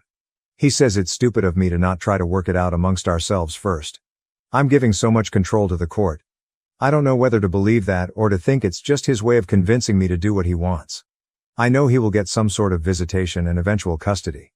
Maybe it would be better if we try to come to an agreement, but he had the ability to sway me so easily. I'm so stupid when it comes to him. Nobody else has ever made me feel so foolish in my life. I want my son to have a dad. I admit it's probably selfish of me to want to keep him away. I just keep imagining having to spend weeks or months apart from my child while he's living with his dad 12 hours away and I can't stand the thought of it. I'm just feeling sad, stupid, and defeated. Relevant comments OP on if the father is actually divorced from his wife. OP answer, I checked the county records and they did actually get divorced. Mammoth_Mite 8171. At this point you need to trust your lawyer. Hopefully he is a good one. Make sure that your lawyer has all the facts, including how poorly he treated you when he found out you were pregnant. Do not communicate any more with your ex, especially since you know that you're incapable of making good decisions when he is involved. You may need to prepare yourself mentally that your ex is eventually going to play a role in your kid's life, as much as that sucks. Hopefully you can go after him for back child support. OP answer. My lawyer has any and all information that I possibly had to share. I am already preparing myself that he will likely have a role in my child's life. I mean, the change will be difficult for me and I honestly don't want anything to change. But I'm trying to focus on any shred of positive outcome this could have for my son. He deserves a dad. I wish it wasn't in this situation. I wish I had given him 2 loving parents in a stable relationship, the ideal. I wish I had at least given him a father who didn't live states away. I feel bad that my son has 2 lying cheaters for parents. I truly do feel so embarrassed about our behavior in a new way I did before, ever since my son was born. Other than that whole thing and the fact that he's apparently had affairs with multiple women according to his ex-wife, he actually seems like a good dad to his teenage kids. He was always very involved with them. I guess I'm just trying to cling to whatever positive things I can think of. He can also provide a lot more financially than I currently can. That's scary for me because I'm already turning it into some sort of competition between us in my head. Several points for him, none for me. Plus my son is also very shy. He doesn't do well if me or one of my parents isn't there with him. I'm just now getting him involved in more activities with other kids and safe, trusted adults, but he still just clings to me. My heart breaks when I think of him meeting a strange man he doesn't know and me not being there. I want to be there. Plus I think that's how things normally go for him and to be perfectly honest that's how I used to be for him too. Just go along with what he wants. He was obviously expecting me when he showed up in person. He genuinely seemed surprised I didn't cave into his request right on the spot. The previous version of me probably would have. OP on how the father managed to find her address. OP answer. He sent me a letter in the mail previously. I googled myself and my address came up easily. Admittedly, I made no effort to hide myself after moving away. I didn't think I needed to. He had no interest in being involved with our baby and I promised to never contact him again. So I thought that was the end of it. His ex-wife told me he was in a bad accident when I talked to her. It's not too surprising based on his hobbies. He lives at like 200 miles per minute. According to her, she had to move back into their house to take care of him while he recovered. When he showed up here, he didn't look like somebody who had been in a life-threatening accident not too terribly long ago. He told me he's fully recovered and although he'll probably have back issues the rest of his life, he's perfectly fine. OP on having a visitation plan with the father for her son. OP answer. My lawyer says that other than creating a graduated visitation plan based on the fact that my son doesn't know this man, the fact that he hasn't been involved in his child's life for the last 3 years won't mean much to the court. Their ultimate goal is for a child to have 2 parents. I screwed myself over by not naming him as the father at birth or trying to establish paternity in any way. Had I done that and he fought it, neglected to pay court-ordered child support, etc., then we could have a better case as far as abandonment goes. He is putting in the effort to establish paternity now, is willing to pay child support, so he says, and is presumably going to tell the court he wants to see his kid and this is going to reflect positively for him, despite not being involved for 3 years. New update. Since everyone got mad at me for posting a recap of my situation in my previous posts, I won't even go there. If you're interested in the backstory, you can read my previous posts. All I will say is that I have a 3-year-old son who was conceived in an affair I had with a married man. After initially making me promise to not contact him, to not name him as the father, and to not request child support, my child's father has been pursuing involvement in our son's life over the last several months. He lives states away and most recently he showed up at my house to try to convince me to work things out directly with him. Since the last time I posted, we've recently had a mediation session and he's met our son twice. At this time, he will have supervised visitation, with me present. Because he lives states away, he is required to come here to see our son. It will not be on a weekly basis due to the travel. He will see him during 2 weeks of the month, 2 times each week, for a total of 4 visits a month plus 2 video calls a month. This will last for 6 months. The next step will be for him to continue that schedule, but to have unsupervised visitation during which he cannot remove him from the area, for another 6 months. After a year, we agreed to have another mediation session to determine next steps, with the goal, his goal, of being able to have my son at his home for short overnights. I'm not even ready to discuss that. He's already suggesting I can come for the first few times. I don't like the sound of it at all. We also have the option to request another mediation before 1 year and something tells me he's going to pull that. I also have an order for child support. While he is in agreement with paying child support, it will have to work through the court system before becoming official and for me to start getting the regular payment. He wrote me a large check in the meantime. I was hesitant to accept it. Not that I don't think my son deserves it, but now I'm just always worried I'll say or do the wrong thing legally, completely unknowingly, and shoot myself in the foot. Like, am I obligating myself and my son to anything by accepting this check? Can he somehow spin this against me? Of course he was not in favor of the 6-month plan, and while he does understand that my son should not just go off with a stranger upon first meeting him, he wishes we could speed it along a little more, but 6 months was what we were able to agree on.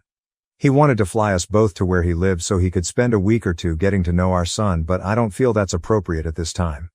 Perhaps in a few months, or around the holidays, depending on how things are going. It would be too much too soon. The initial 2 meetings went pretty much just as I thought they would. My son is extremely shy. He wanted to hide behind me most of the time. Then when he would venture out from behind me, as soon as his dad would say anything to him, he would scurry back behind me and just stare at his dad blankly without saying anything. He came out of his shell a little bit, however he has still not said a single word to his dad. He just pretends like his dad isn't there and only talks to me. I will say that his dad is being patient and understanding as far as that goes. If he's frustrated, he's not showing it. He did suggest that maybe our son needs to get out more, go to daycare more of even preschool instead of spending so much time with me and my parents.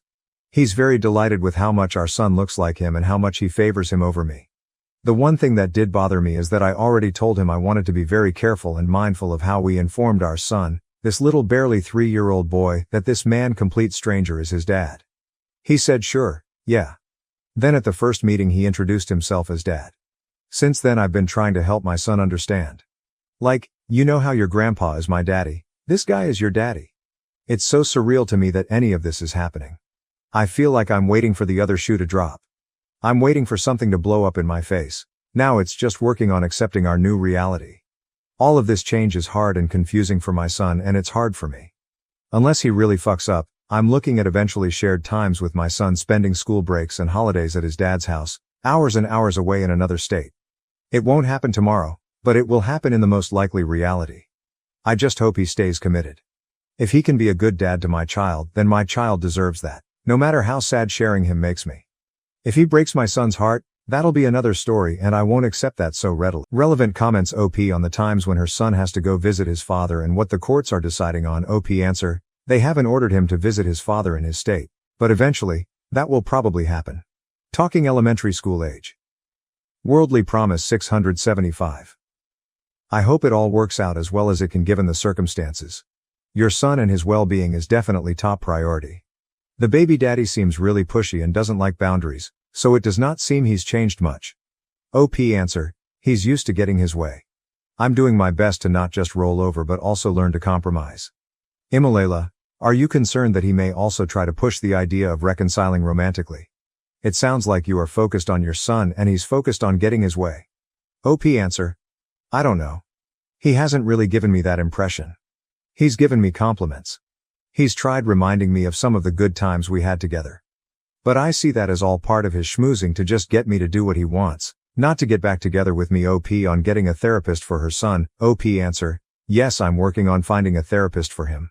I realize I should have started that process before this all went into action. My brother once threatened to kill me, my husband, and our children. He was sentenced to a year in prison but will be released soon. What should I do? Hi everyone, I'm so grateful to this community and the incredible support. I'm posting this to update you about our case. My brother called and threatened to kill me and my husband and kids about 2 months ago. He also has a history of getting guns, an axe, and other supplies with plans to commit other murders. He has hurt a dog sexually when he was younger, but did not hurt people yet. It has been horrible and difficult, and I'm not sure that I could have survived emotionally without my friends, colleagues, and this community. You gave me amazing advice. We are moving this upcoming weekend. My husband has been more supportive with the move, even though he still feels that he could take on my brother. I'm not interested in physically confronting my brother. I don't want to live in constant fear. Meds and the psych hospital didn't help him. I think the only thing that will help is a long-term inpatient unit, but our state doesn't have those resources. My brother was released from the hospital straight to jail. He currently awaits his court date in May. I met with the prosecutor today and gave my statement. They put his bail at $500,000, the highest the detective I've been working with has seen for a misdemeanor. His lawyer requested to lower it, but the judge refused to lower the bail amount. I was told the judge is aware of his previous serious plans and preparations to kill. The prosecutor plans to go for the most jail time possible for this, a year. I don't know if jail is right for him, but if he is released he will hurt someone. I spoke with my dad, and he was so mad at me for speaking with the police. He kept saying how my brother was asking for help and sharing his fantasies with me, not threatening me. He kept telling me to withdraw my statement. He said that I'm the one that put my brother in jail. It broke my heart. I told my dad that I only told the police the truth. I told him my brother is sick and will hurt someone. My dad said, "You don't have a crystal ball." True.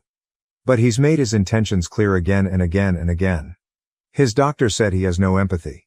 His only thrill is thinking about hurting others. The prosecutor said that even if I withdraw my complaint, the state is still bringing these charges. The social worker and prosecutor said this to my parents, but my dad, mom, and sister keep insisting that I need to recant my statement. I'm terrified of every small noise in the house. We are leaving our friends and everyone we know and moving because of my brother's actions. I feel so heartbroken that my dad and family are blind to it. Everyone else, police and medical staff included, can see the clear writing on the wall. Relevant comments. Commenter: please keep your location private from your family. While they downplay the threat your brother poses, they're a risk. I can easily see them disclosing your new location to him just to prove he's not a danger. OP posted about her relationship struggles with her husband. Please help me stay in my marriage. I'm losing my patience. Married for 8 years. We have 3 kids, 7 to 2 years old. We both work full-time. Recently we had to move due to a safety issue. My husband did not want to leave and made me feel crazy for wanting to flee for our safety. Our already fragile marriage feels unstable with the added stress of moving. My husband is on the spectrum, and I thought that working from home would help him be less stressed and more kind. But he is unhappy, unkind, yelling at me and the kids, and generally questioning any decision or request I make. I made a compromise when I married him, knowing that I did not like his sense of humor or sex with him, but thinking that his intelligence and our common values would get us through. Now I feel stuck because I don't feel like our values are the same anymore. He wants material possessions. He hates meeting new people. He can't tolerate the noise and chaos our kids bring. I don't mind the chaos and noise, that's just kids. I love minimalism. To me, a stranger is just a friend I haven't met yet. I'm making new friends every day out here, and he's refusing to meet anyone new in our new city. I love being at work because I feel valued and appreciated. I love being with my kids or my friends for the same reason. But I dread every interaction with my husband. When he's gone for several days, I feel so happy because no one is criticizing me or yelling at the kids. He's on depression and ADHD meds and in counseling, but I don't think it has helped. Having known him for this long, I know he isn't changing. I keep trying to convince myself to stay. I want to stay for our kids. I don't want to ruin their lives. I'm just so very unhappy with constantly managing his feelings. I don't care if I will be alone my whole life. I don't care if I'll ever be loved. I just don't want to feel miserable. But I need to stay for our children. I feel so lost. I just want to not feel bad. Relevant comments. Commenter: why do you need to stay for the children? What good is it for them to be exposed to this? OP: I've dated people before that had these qualities but didn't match on values, or ended up doing something that hurt me. I made a decision to marry my husband knowing we matched well on most things. But since having kids, he has become angry. Activities that we used to enjoy together he no longer enjoys. He used to make me feel special. I'm hoping that things change and he becomes happy and fun again. Update 1. We have 3 young kids and we both work full-time. We moved to a high cost of living location and my husband has encouraged me to get a second job because I have a profession that pays well. I told him that I enjoy working and I do, but I manage appointments for the kids and already feel stretched thin. I use lunch breaks to pick up meds for the kids or make phone calls for appointments for the family. My days off are used to take kids to appointments. I clean the house in the evenings. I let him know he'd have to take over the appointment coordinator role, start cooking more, and do more childcare if I'm working 50 or more hours a week.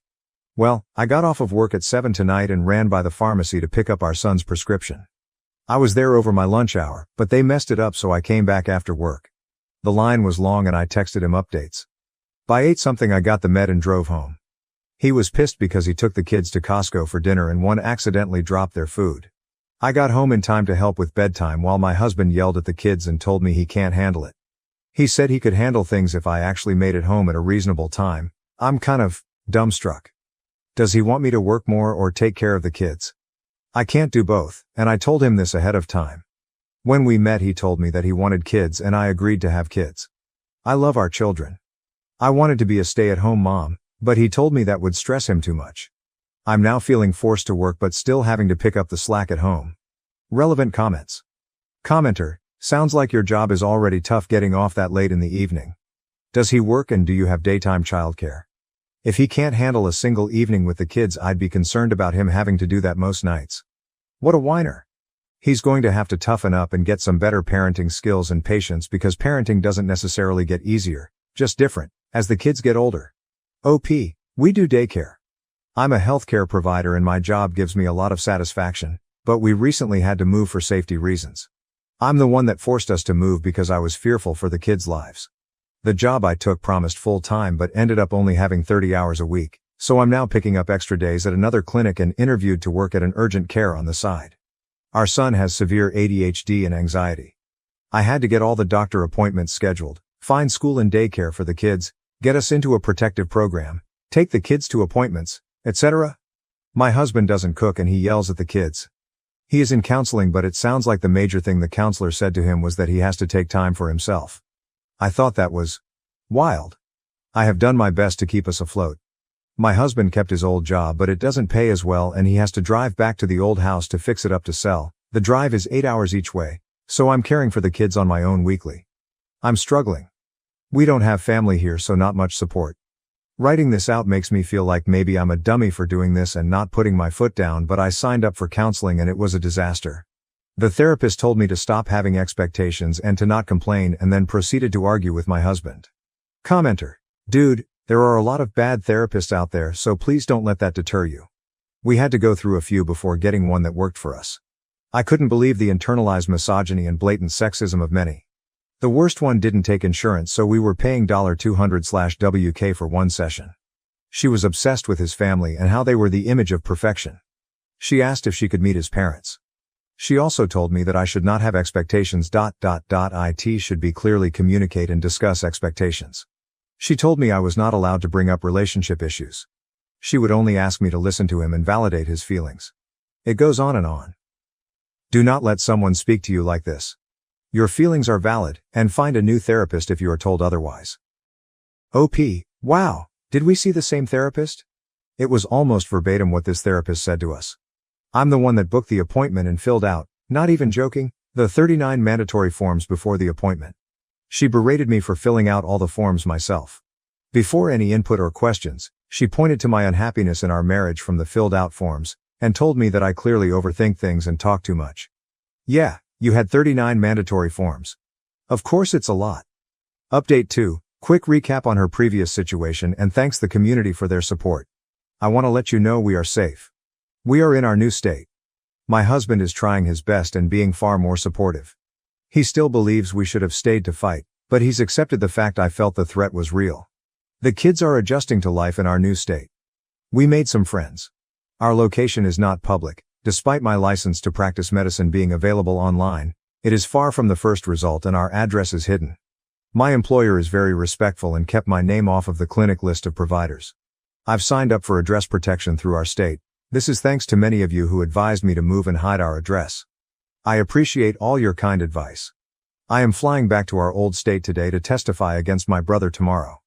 He decided to go for a jury trial on advice from my parents. I'm an anxious mess and have tons of conflicting feelings. I helped raise my brother and a large part of my identity has been helping and protecting my siblings. A small part of me feels that testifying against him, and sharing everything I know, will destroy his life and be a betrayal. But I know he made his bed and must have consequences. It's the right thing to do as shitty as it feels.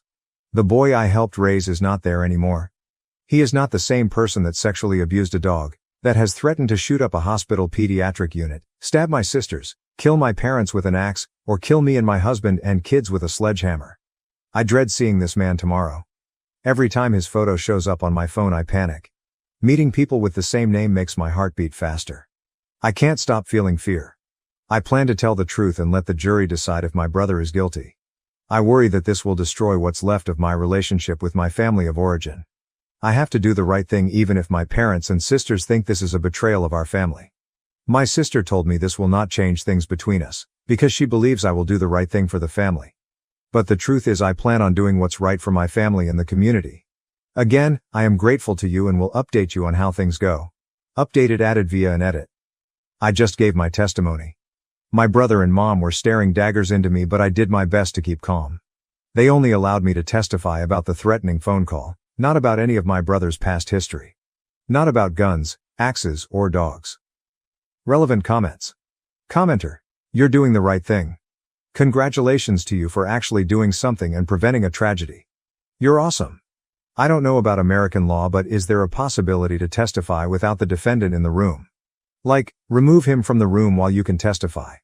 I've asked for this and I've seen it happen many times as a lawyer in another country. OP, I do not think there is a way to testify without my brother being in the room. I know that my family will also be there, and in a way, knowing how much they do not want me to testify is the worst part. My family is Soviet with a history of alcoholism, abusive behaviors, and secrecy. I'm trying to break that cycle for my own kids and to raise them to tell the truth, even if it is difficult or scary. It's heartbreaking that my brother grew up to be this person and threw all of us into this horrible situation. I wish that I didn't have to go against my parents' wishes, but I truly don't have a choice. Commenter. Your brother is desperate for help. And your parents and sister want to ignore those cries for help because IDK they don't want to look bad. If your brother is released and hurts or kills someone, what then? OP. My parents were mad at me for taking him to a crisis center initially when he admitted to being suicidal. They thought I should have brought him home to them to take care of it themselves. I think their approach would have allowed him to hurt someone. They think him buying guns and an axe, and tactical gear and scoping where to shoot people is just fantasies he had. My dad said it's no different than watching World War II movies, or reading historical fiction. My parents also don't believe that he sexually abused their dog even though he admitted to it multiple times and the police and FBI told us about it and the social workers confirmed it. I didn't want to believe it either, But my brother admitted to it himself to my face, and he looked very sheepish and embarrassed that he did it. He didn't expect that his doctor would reveal it to the police, but they did. My parents care more about their son and how the family looks than the actual well-being of their daughters or grandkids. Update 3. Hi everyone. Thank you again for your kind support. Here is a hopefully final update. I testified against my brother today, in the case of threatening to kill me, my husband, and our kids. My brother was found guilty. I gave a victim statement and my husband gave one virtually. I was able to provide more background on his past threats and guns and other weapons. My testimony at trial was very limited to the phone call, so it felt good to be able to say all the reasons we have to take him seriously. My mom gave a tearful character statement saying he was so gentle and would never hurt anyone. The judge cut her off mid-testimony. It was honestly so validating. He will be released from jail in 2 weeks to serve out his sentence of 2 years of probation with regular check-ins, mandated therapy, and possibly having to wear a GPS tracker. The judge also extended the protective order for me and my husband and kids to 4 years. My mom is renting a hotel room for my brother once he's out of jail.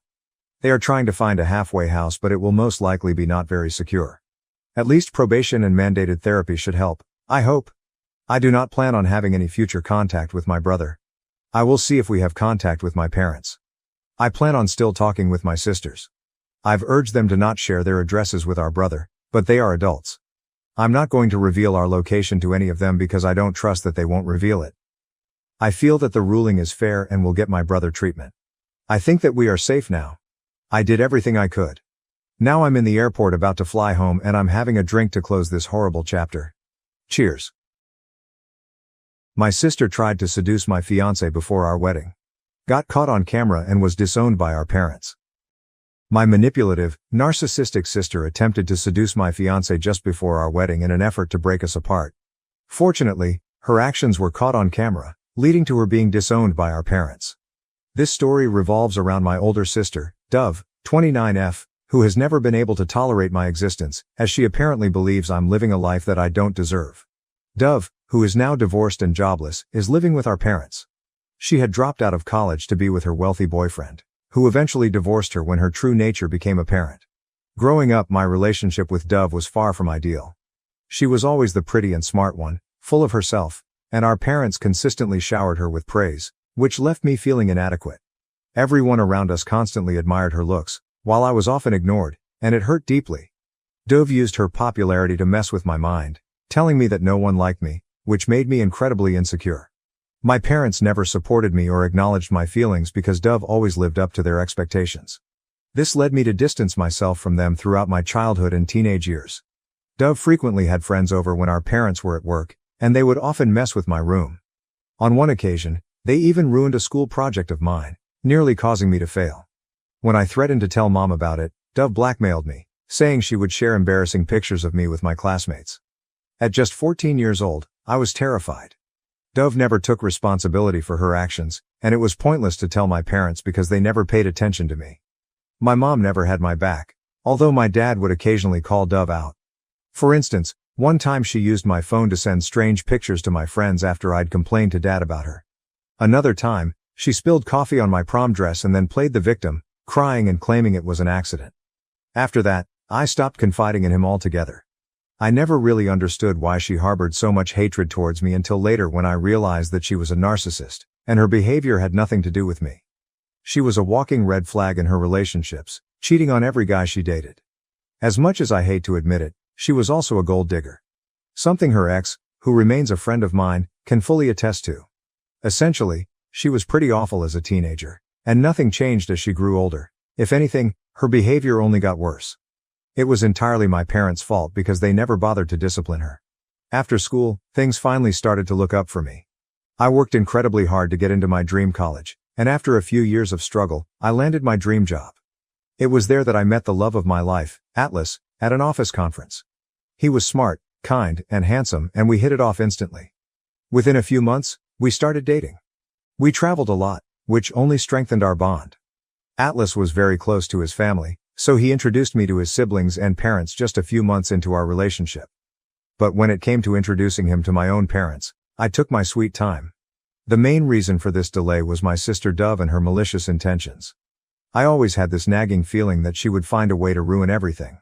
She was the one who always got the best of everything as a child and teenager, and now that my life was going better than hers, I was certain she wouldn't be able to handle it, especially when it came to my relationship. However, I couldn't keep delaying the introduction any longer. Atlas was beginning to grow suspicious of my reluctance to introduce him to my family. So, after a year and a half of dating, I finally told Dad about him. Dad was thrilled that I had found a man who was worthy of me and invited us over for dinner. While I was excited, I was also equally stressed because I knew Dove could go to any lengths to sabotage my happiness. Although Atlas was aware of my family dynamics, I went over it with him in detail. He was relaxed about it and reassured me that he would handle whatever came his way. A few days after I spoke with Dad, I unexpectedly received a call from Dove. It was surprising since she had never reached out to me before. She started asking questions about Atlas and when I planned to visit home, but it was clear that her real interest was in getting more details about Atlas. I can only assume that Mom had told her I was seeing someone and that our relationship was getting serious. Dove was suddenly trying to get all chummy with me, but I could see right through her motives.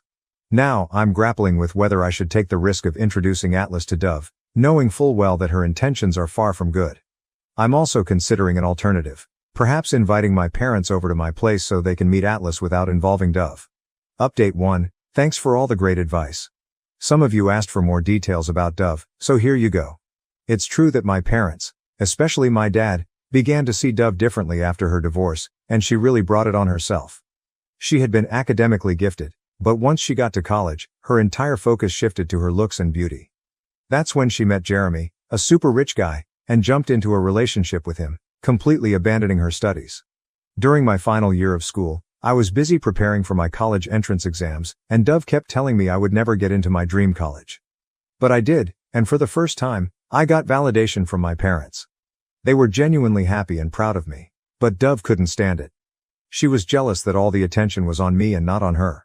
To sabotage my moment, she announced her engagement to Jeremy at the celebration party my parents had organized for me with close family and friends. It was obvious from Jeremy's expression that he had no idea she was going to do this, but she succeeded in making the day all about herself.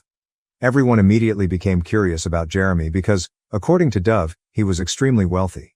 Dove loved to show off the expensive gifts he bought her and would constantly tell me that I'd never find a rich husband because I was ugly and no one would want to date someone like me, always trying to make me feel bad.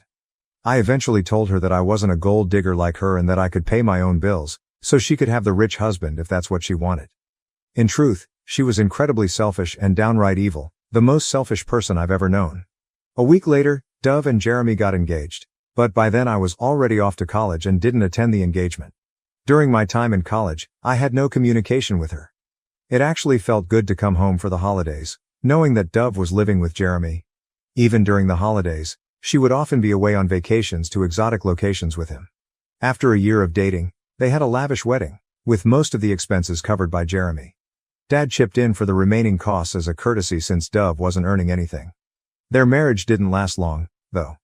After 3 years, they got divorced. The reason, as I later found out, was that Dove didn't want to have children, while Jeremy was eager to become a father. Although he assured me he never pressured her, he was frustrated that she never disclosed her feelings about it beforehand and had avoided the conversation for 3 years. He also mentioned her drinking and partying habits, flirting with guys at bars, and that she had married him purely for his money, with no emotional connection. I couldn't help but wonder how he remained blind to her true motives for so long. Jeremy even showed me videos of Dove out drinking with guys who were touching her inappropriately, and she did nothing to stop them. I was relieved he finally ended things with her, but my parents took Dove's side, blaming Jeremy for pressuring her about having kids, never acknowledging her faults. After the divorce, Dove moved back in with my parents since she wasn't working. She had dropped out of college to marry Jeremy, and now, after 5 years, she had no degree and no work experience. She pretended to be traumatized by the divorce, but in reality, she was happy to be free. Within a month of the divorce, she was back to her old habits, clubbing and hooking up. Her life seemed to revolve around weekly dates and ditching people, and her Instagram stories made it clear what she was really up to. 2 years into my career, I landed my dream job with a great salary, and my parents were thrilled. After receiving the job offer, I visited home, and Dad was so proud of me, I couldn't have been happier. We were having dinner when Dove returned home, looking partially drunk. Dad was upset at the sight of her and commented that Dove should have focused on her education like I did, instead of ruining her life over Jeremy. He pointed out how much I was earning and how Dove was still dependent on them for money. Mom tried to get Dad to stop making such comments, but hearing this, Dove lost her temper and slammed the door. That's when Dad finally realized just how spoiled Dove had become. He told Mom that it was time to knock some sense into her, insisting that Dove needed to start taking her life seriously and get back on her feet instead of continuing to leech off them. By this point, I was completely fed up with her. Later, Dove barged into my room and smugly told me that no matter how much money I made, I could never be like her. She even went as far as to body shame me, pointing out my belly fat and chubby cheeks. As a teenager, those kinds of comments used to break my heart, but now, I just didn't care. I laughed in her face and told her that I had no desire to be like her and that she clearly needed to work on fixing her attitude. That set her off, and she demanded that I leave the house.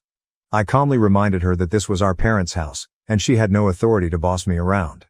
The next day, as I was packing to leave, I noticed that 2 of my dresses had been badly torn, clearly cut with scissors.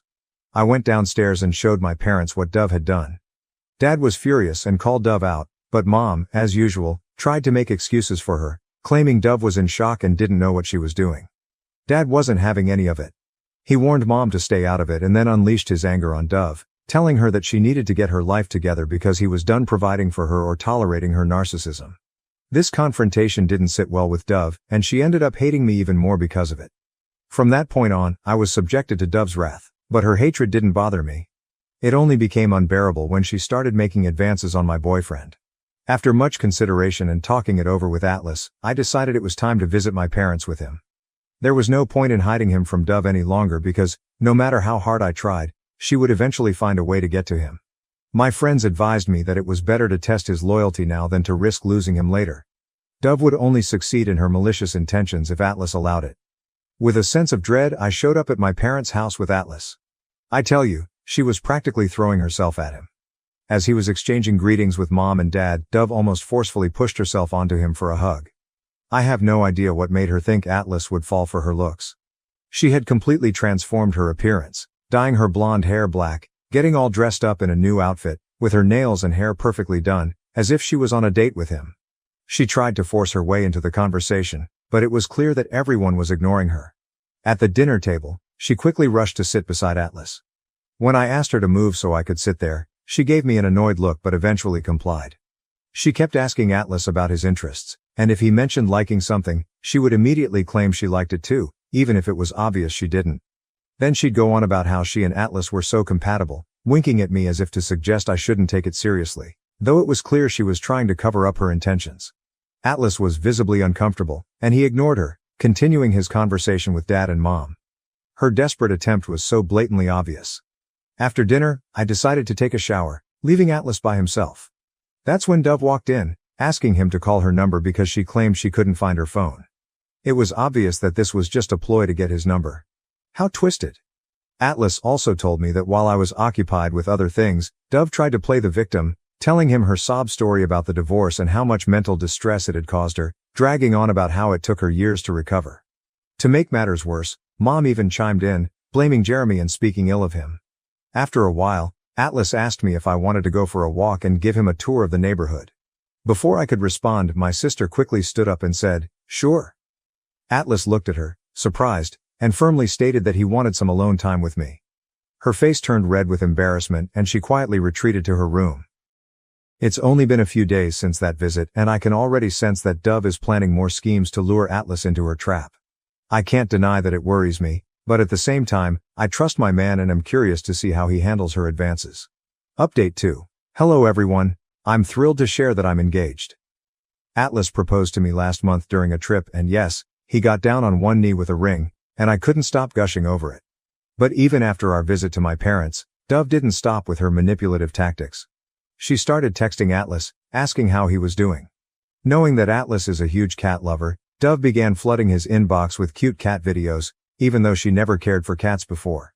After discovering that Atlas adored cats, she went so far as to get one herself and began recording videos of it to send to him. For the first few weeks, Atlas showed me Dove's desperate attempts to appear caring and concerned, sending messages that pretended to inquire about his work and well-being. After a while though, he stopped sharing her messages with me. I assumed she had finally given up on him and moved on, and we both shifted our focus back to more important things, especially with our busy work schedules. One day, as I was scrolling through social media, I noticed that Dove had added Atlas to her account, She was liking and commenting on nearly all of his posts, using silly heart icons. She even went back and commented on old pictures and videos from 7 to 10 years ago. I immediately felt uneasy about it, so out of the blue I checked his phone. I discovered that Dove was still texting him occasionally, but her messages were unread and seemed odd. She was clearly trying hard to get Atlas's attention. In his call logs, I saw missed calls from her, including one that came in around 3 a.m., which made me feel anxious. I confronted Atlas about why he hadn't told me that Dove was still texting him. He got a bit nervous and explained that he had been ignoring her and thought it was better if we didn't talk about her. I pressed him further about the calls, and he remained calm. Then he sat me down and explained that one day, Dove had called him, sounding really upset. He got scared, thinking something might be seriously wrong, but it turned out she just started talking about traumatic experiences related to Jeremy, saying she needed someone to talk to. Atlas told Dove that she should talk to her parents instead and that it wasn't appropriate to call so late. He also mentioned that she should have let me know first. That really struck a nerve with me, and I told him that keeping this from me wasn't okay and could lead to me losing trust in him. He reassured me that he would never fall for her tricks and that I had nothing to worry about. Even with his reassurance, I had read too many stories about husbands falling into similar traps, and I didn't want to be naive by blindly trusting him. I told him that the next time Dove called, he should hand the phone over to me so I could catch her in the act. Sure enough, one night, her call came through, and Atlas woke me up in the middle of the night. I answered the phone, and Dove immediately went silent when she heard my voice. She quickly claimed it was a mistake and hung up. The next day, I tried calling her multiple times to confront her, but she never picked up. So I texted her from Atlas's phone, letting her know it was me and that she needed to stop calling or texting him at odd hours. I also told her that if there was anything urgent she should contact me directly instead. After that, she finally stopped texting him, and I felt relieved that she was out of our lives. After Atlas proposed to me, I sent a picture of the ring to my dad. Dove must have shown it to Mom, and not long after, she started her stalking behavior again. She began texting Atlas and sending ridiculous videos. I was completely fed up. As soon as Atlas told me, I called her and unleashed all my pent-up anger, telling her to stop playing games and get a life. She mostly stayed silent while I let it all out, but I didn't realize at the time that she wasn't going to back down easily. As soon as I hung up, Mom called, furious, yelling at me for insulting my sister. Dove had told her that I was accusing her of trying to steal my fiancé. Mom claimed that my cruelty had caused Dove to have panic attacks and insisted that I be more considerate toward her, reminding me that Dove had been struggling with depression for years and was still recovering from her traumatic divorce. I found it laughable because Dove was never depressed about her divorce. I hung up the call and immediately informed Dad that if they continued to ignore Dove's behavior, I would have no choice but to cut them out of my life. I was done being a puppet in her game. I couldn't keep turning a blind eye to her antics. Update 3. I never imagined Dove would stoop so low. She had always made my life miserable, but I never thought she would actually try to seduce my fiancé before our wedding. The bullying, body shaming and constant ridicule were one thing, but realizing that she was willing to go as far as trying to ruin my wedding by seducing Atlas was a bitter pill to swallow. As we were planning our wedding, I wasn't in contact with Mom after our last confrontation. However, she eventually called and apologized for shouting at me, admitting that she had lost control out of fear for Dove, who was supposedly having panic attacks. One of my cousins later told me that Dove had been crying to everyone about how I was accusing her of trying to steal my fiancé and that I didn't deserve any of the good things in my life, especially Atlas.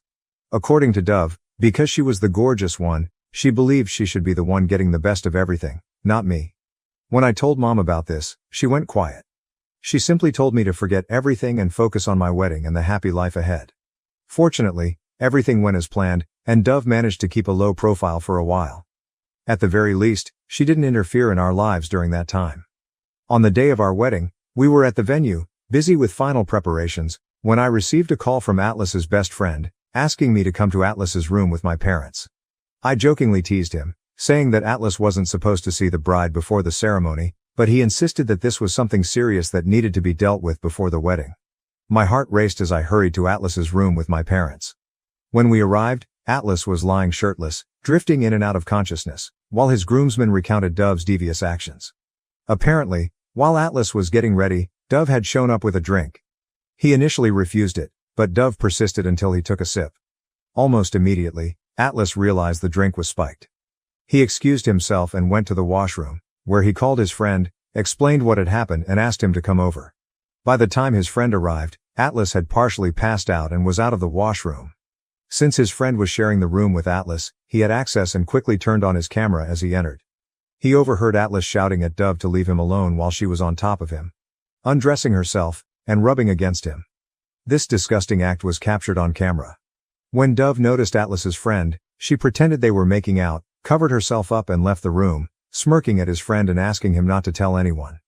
Little did she know that she had already been caught on video.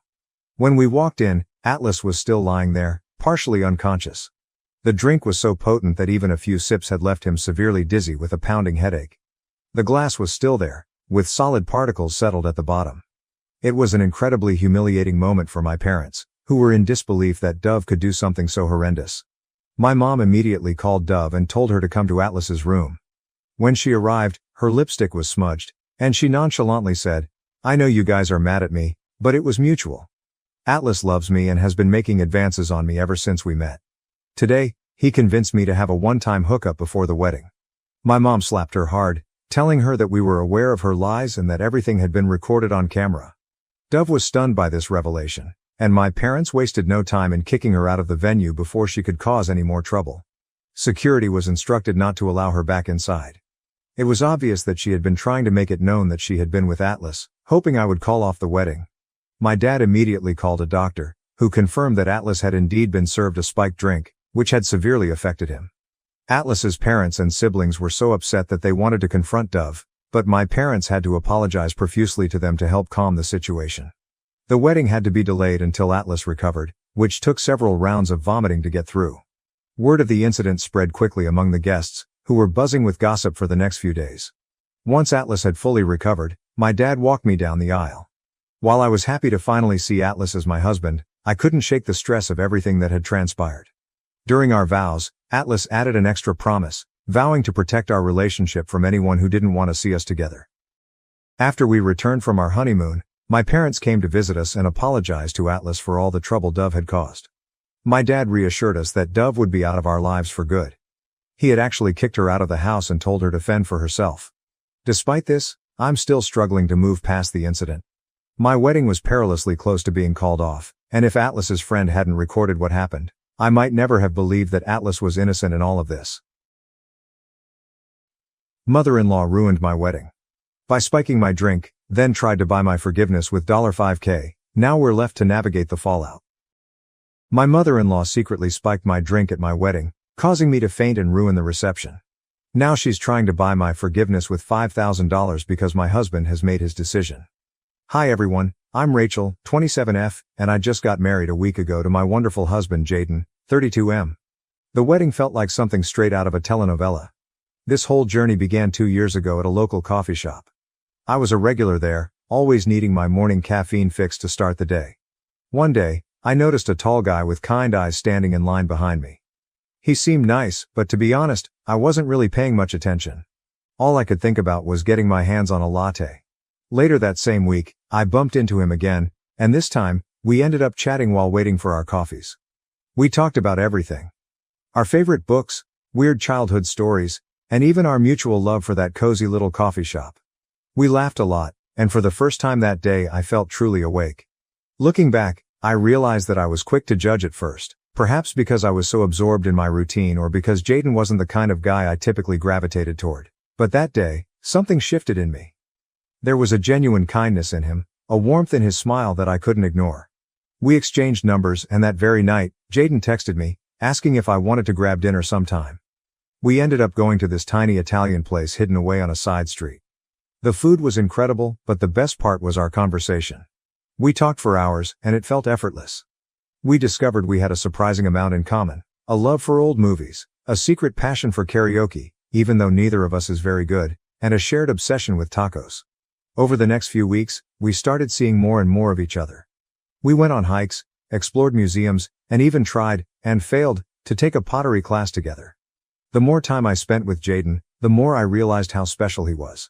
He was funny, intelligent, supportive, and always knew how to make me smile.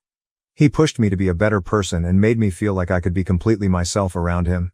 Then, on our second anniversary, Jaden surprised me with the most incredible proposal. We were on a weekend getaway to a charming cabin in the mountains. It was snowing softly outside, and we were cuddled up by the fireplace when Jaden got down on one knee and pulled out a ring. I don't even remember exactly what he said because all I could focus on was the love shining in his eyes. Of course, I said yes. As soon as we got back from our cabin trip, I dove into planning the wedding with so much excitement.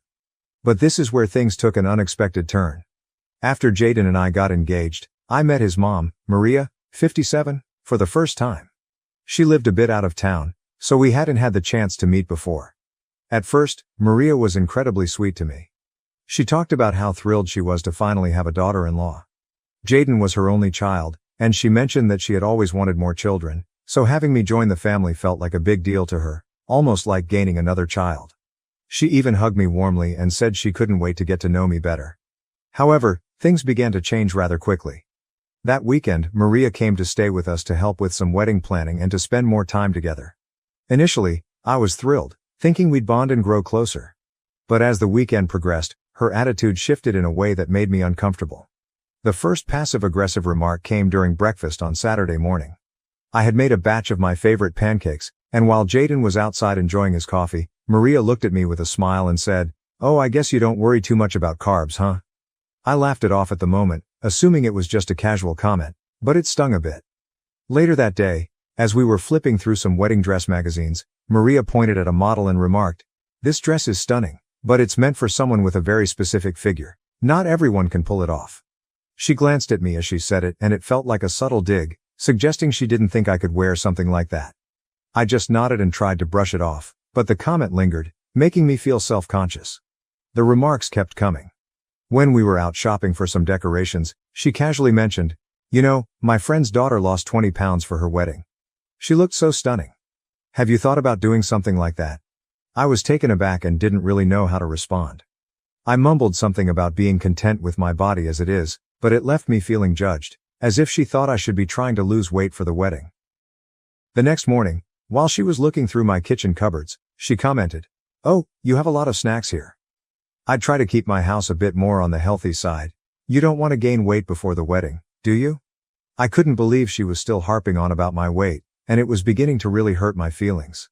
It felt like she was picking on me, even though she always had a smile on her face and spoke in a seemingly kind tone. What struck me as odd was that Maria never made those comments in front of Jaden. It was as if she had a switch she could flip on and off. When Jaden was around, she was all smiles and sweet words, but the moment he stepped out or was in another room, she'd start making those passive-aggressive remarks. I felt like I was living in two different worlds, one where I was accepted and loved, and another where I was constantly judged and criticized. Initially, I didn't think it was necessary to bring this issue up with Jaden.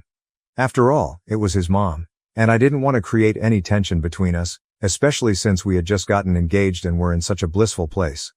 I kept telling myself that it was just a minor inconvenience, something I could handle. Besides, I'm not exactly thin. I have curves, and I'm proud of my body. I've worked hard to feel confident in my own skin. Maria's remarks were more annoying than anything else. It felt like she was trying to undermine my confidence, but I was determined not to let her get to me. However, Maria started coming over more frequently. It felt like she was around every weekend, and it was beginning to drive me a little crazy. I worked from Monday to Friday and only had the weekends to focus on wedding planning. But every time I turned around, there was Maria, offering to help or just hanging around. It was tough to concentrate on wedding preparations with her constantly there, making little comments and acting like she knew better than I did. One weekend, she called to say she'd be coming over again. I felt a knot of anxiety in my stomach because I really needed some time alone to plan without her input. So I told her I was going to be busy and wouldn't be at home. She asked what I was up to, and before I could stop myself, I blurted out that I was going to look at wedding dresses. I think I just wanted her to know that I had important things to do. To my surprise, she got really excited and said she'd love to come along. I didn't know how to say no without sounding rude, so I reluctantly agreed. The next thing I knew, she was at my door, beaming and eager to help me find the perfect dress. I tried to smile back, but inside, I was dreading how this shopping trip would unfold. We visited a few bridal shops, and from the moment we stepped inside, Maria was in full mom mode, suggesting dresses that didn't appeal to me and making comments about how certain styles wouldn't flatter my figure. It was utterly draining. I felt like I couldn't even breathe without her casting judgment. When I tried on a dress that I genuinely loved, she remarked, "It's nice, but don't you think it's a bit snug around the waist? Maybe something more flowy would suit you better."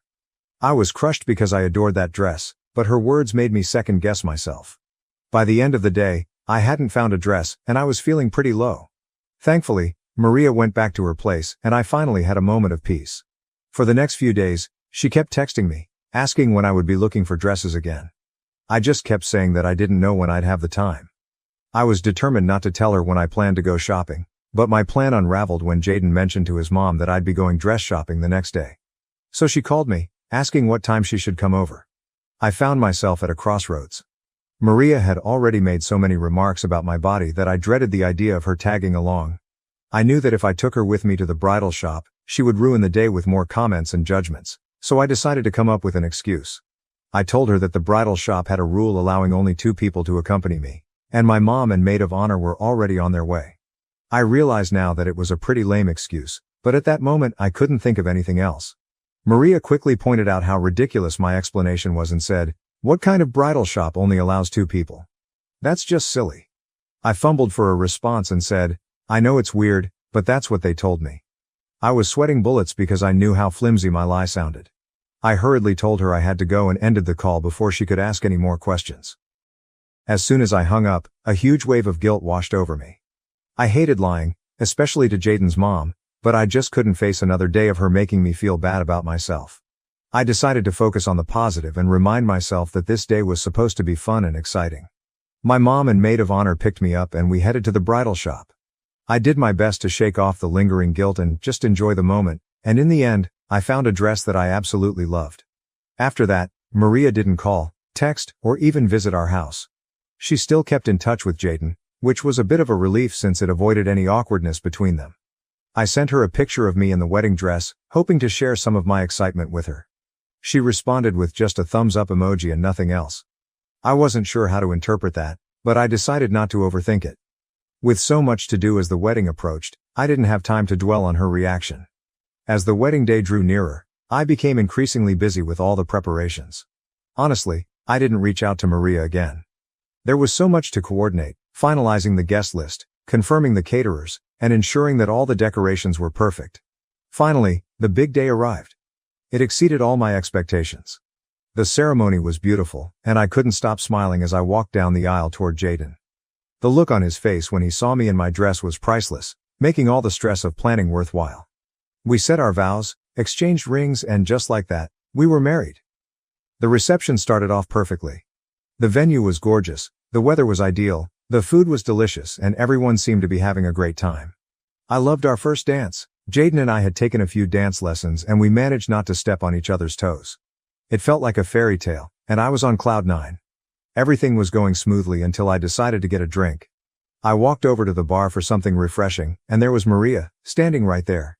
She turned to me with a big smile and said, "You look like you're having a wonderful time. Let me get you a drink, just relax and enjoy yourself." I was a bit taken aback by her sudden enthusiasm but thought maybe she was trying to make up for all the awkwardness.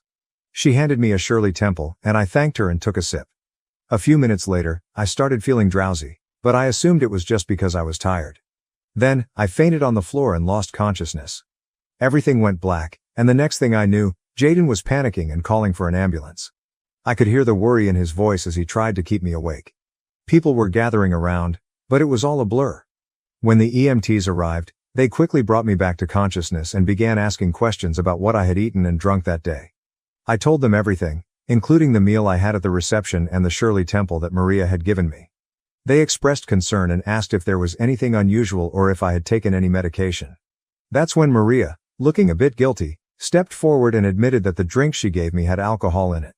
She explained that she didn't think it would be a big deal and thought it would help me relax. I was stunned. Why would she add alcohol to my drink without telling me?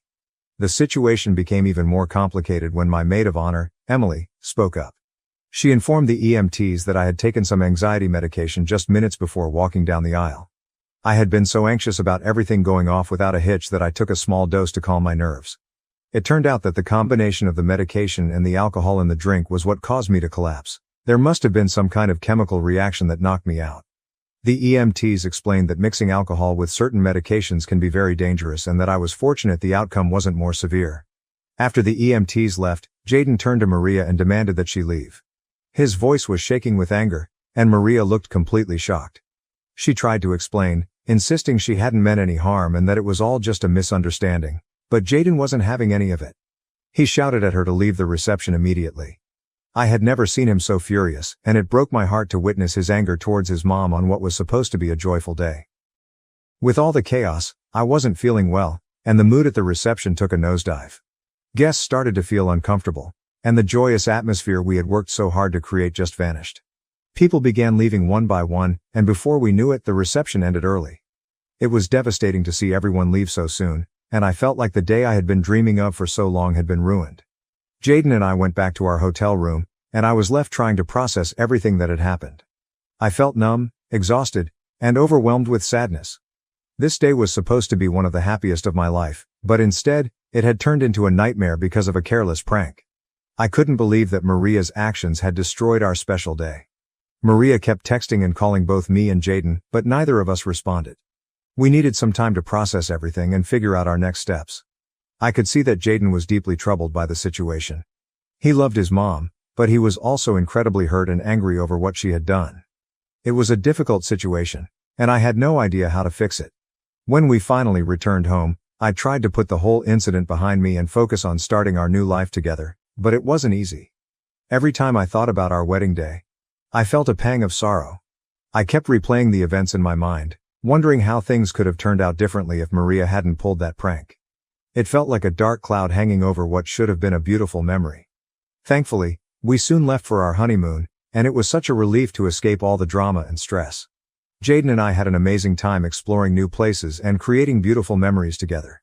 It was the perfect getaway, and for those 2 weeks, I felt like everything was back to normal. We laughed, relaxed, and enjoyed each other's company without a care in the world. When we returned home, reality hit us hard. The moment we pulled into the driveway, there was Maria, standing at the door. My heart sank, and a wave of anxiety washed over me. I had anticipated this confrontation, but I wasn't prepared for it to happen as soon as we got back. What made it worse was that she didn't offer an apology. Instead, she kept insisting that it wasn't her fault and that it was all just a prank. She tried to justify her actions, saying things like, "I didn't think it would hurt you. And I just wanted to lighten the mood." It was infuriating to watch her refuse to take responsibility for what she had done. I couldn't believe she was trying to downplay the whole incident as if it were just a harmless joke. Jaden couldn't hold back any longer. He snapped and told her that enough was enough. He said she had crossed a line and needed to own up to her actions. He made it clear that the only way he would talk to her again was if she apologized to me. He told her that she had hurt me deeply, and it was not acceptable. Maria tried to interrupt, but Jaden didn't let her. He went on to say that from now on, they would only be seeing each other during holidays. No more random weekend visits, no unnecessary calls. He told her it would be like they were distant relatives who only met on special occasions. Maria was shocked and started to cry, but Jaden remained firm. I could see how painful it was for him to have to set such boundaries with his own mother, but he was determined to support me and ensure I felt safe and respected. Yesterday, while I was at work, I got a call from Maria. It caught me off guard because we hadn't spoken in a while, and I wasn't expecting her to reach out, especially during work hours. She told me she was outside my office and wanted to meet. I was surprised and didn't want her coming inside and causing any unnecessary drama, so I agreed to meet her outside to avoid a scene. We sat down at a small cafe across the street, and I could tell she was really upset. As soon as we began talking, she broke down in tears. It was awkward because people around us started to stare. She told me she couldn't believe what Jaden was doing. He wasn't answering her calls or responding to her messages. She was distraught and begged me to talk to him on her behalf, saying she just wanted things to go back to the way they were before. I want to point out that, up until this moment, Maria still hadn't apologized to me for what happened at the wedding. It was as if she was in complete denial about the impact of her actions. I told her that instead of coming to my office and causing a scene, she should be thinking about how her actions had affected both me and Jaden. I explained that she had ruined my wedding day, and it wasn't fair to expect me to just brush that aside and talk to Jaden for her. She tried to defend herself, saying she didn't mean any harm and was sorry I reacted the way I did. It was as though she couldn't see past her own perspective and understand that her actions had real consequences. She kept insisting that if she had known what would happen, she never would have done it. As she continued to cry, I noticed people in the cafe beginning to glance over with concern. The whole situation made me incredibly uncomfortable, and I just wanted to leave. I told her that I would see what I could do, but I didn't make any promises. Up until now, I still haven't talked to Jaden about it because I'm not sure if I'm ready to forgive Maria. After all, she only apologized after I prompted her to do so. My mom thinks I should just let it go and forgive my mother-in-law, but I'm not entirely sure. What do you all think? I'd really appreciate your advice. Update 1. Hi everyone, thank you so much for your comments and suggestions. It really means a lot to have a space where I can share my story and receive support. Maria's constant texts and calls were starting to wear me down. So I decided it was time to have another conversation with Jaden and figure out how we could move forward. I told Jaden that Maria had come to my office and apologized to me. It wasn't entirely true. Her apology wasn't exactly what I needed, but I felt like it was time to start mending things, even if just a little. I told him that I had forgiven her, which was mostly true, because I wanted to move past this mess and focus on our future. Jaden looked at me with concern and asked if I was really sure. I assured him that I was ready to move on, but we needed to set some boundaries with his mom to avoid any more drama. He seemed relieved that I was willing to forgive her, but he also recognized that this wasn't just about me, it was about us as a couple and our need for peace and stability. After our talk, Jaden texted Maria, letting her know that he was glad she had apologized to me and that we were ready to try and move forward. However, he also made it clear that the boundaries we set before still stood: no more dropping by unannounced, no more constant calls, and no more overstepping her limits. He told her that we needed some space to focus on our own lives. Maria responded almost right away, saying that she was sorry for everything and that she just wanted to be a part of our lives. She promised to respect our boundaries and give us the space we needed. I still have mixed feelings about the whole situation. On one hand, I'm glad that Maria seems to be taking our boundaries seriously, but on the other, I still feel a bit uneasy because I know that one slip-up could bring all the drama back. I'm trying to focus on the positive and remind myself that we are making progress, even if it's slow. Some of you have asked about my anxiety, and I want to thank you for your concern. I don't feel comfortable going into too much detail, but I do want to clarify that my anxiety wasn't about Jaden or our relationship. I knew he was the one for me from the moment things got serious between us. The anxiety was more related to the wedding day itself and the immense pressure that comes with planning such a big event. We had over 200 guests attending, and I was determined for everything to be perfect. I worried endlessly about all the little things that could go wrong, like the food not turning out well, the music not being enjoyable, or the decorations not living up to my expectations. The thought of any detail going awry made me incredibly anxious. I wanted our guests to have an amazing time and to remember our wedding as a beautiful and joyous celebration.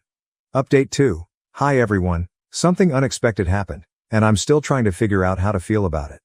Things were going smoothly until last weekend when Jaden received a call from Maria inviting both of us to dinner at her place. She mentioned that it was important for us to have this dinner to start getting things back to normal after everything that had happened. Jaden told me about the invitation and asked what I thought. I told him it would be okay and that we should go. Maybe this was her way of trying to make amends. When we got to Maria's house, she greeted us with a warm smile. But after dinner, Maria did something that completely took me by surprise. She got up, left the room, and came back with a check for $5,000. She handed it to me, saying she was truly sorry for ruining our wedding day and that, while she couldn't change the past, she wanted to give me this money as a way to make up for it. I was completely taken aback and immediately felt uncomfortable. It was such an unexpected gesture and I didn't know how to respond. I refused the money right away, telling her that I didn't need it and that we should just let bygones be bygones. Jaden agreed and told her that she didn't have to give us any money, but Maria was persistent. She wouldn't take the check back and ended up slipping it into my coat pocket. I was so shocked and didn't know how to handle it. She seemed almost desperate for us to accept it, which only made the situation more awkward. After that, we left her house and headed back home. On the way, Jaden and I talked about what had happened and we were both confused. Why would Maria give us such a large amount of money? It felt strange, and I couldn't help but wonder what her true intentions were. Was she genuinely sorry, or was this her way of trying to buy our forgiveness? I'm not sure, and it's left me feeling really unsettled. Jaden and I discussed it again, and we're still not certain about what to do. He's just as confused as I am, and we both want to approach this situation in a way that's fair and respectful. We don't want to hurt Maria's feelings or dismiss her attempts to make amends, but at the same time, we don't want to feel like we're being bought off. If anyone has any advice or has gone through something similar, I'd really appreciate hearing your thoughts. Update 3. It's been 2 weeks since my last update, and honestly, not much has changed. We still have the check that Maria gave us, but we haven't cashed it. It's just sitting in our drawer, almost like a reminder of everything that's happened. I'm not really sure what we'll end up doing with it, but for now, it's just there. As for our relationship with Maria, things are pretty much the same, We're all in this holding pattern where we're trying to be civil and respectful without revisiting the past too much. She's been respecting our boundaries, which has been a huge relief. She doesn't show up unannounced anymore, and the constant barrage of texts and calls has stopped. It feels like she's genuinely trying to do better, and that gives me some hope for the future. Jaden and Maria still talk on the phone regularly, and their conversations seem to be positive. I'm relieved that their relationship hasn't suffered too much from everything that happened. I also talk to Maria sometimes. Our conversations are polite and a bit formal, but both of us are making an effort to keep things friendly. I think this will be my last update for a while. I don't expect much to change anytime soon, and I'm hopeful that things will continue to improve little by little. I want to focus on the positive and keep moving forward, and I believe that's the best approach for now. If anything major happens, I might pop back in with an update, but for now, I'm going to take a step back and concentrate on living my life. Thank you again for all your support, and I hope you all have a wonderful day. My husband is cheating on me with my best friend, betraying both our marriage and my trust in the most painful way. I'm honestly not sure where to start, so I guess I'll just start. My husband and I have been dating since I was 19 and he was 22. We've been married for 6 years now. We have 2 kids and I'm 6 months pregnant with our third. 2 years ago I found out my dad has stage 3 colon cancer. My dad is my only parent as my mom passed away when I was 12. He's my favorite human and life without him doesn't seem as colorful. His laugh is contagious and he gives these big bear hugs that seem to make all of your broken pieces feel like they're perfectly in place again.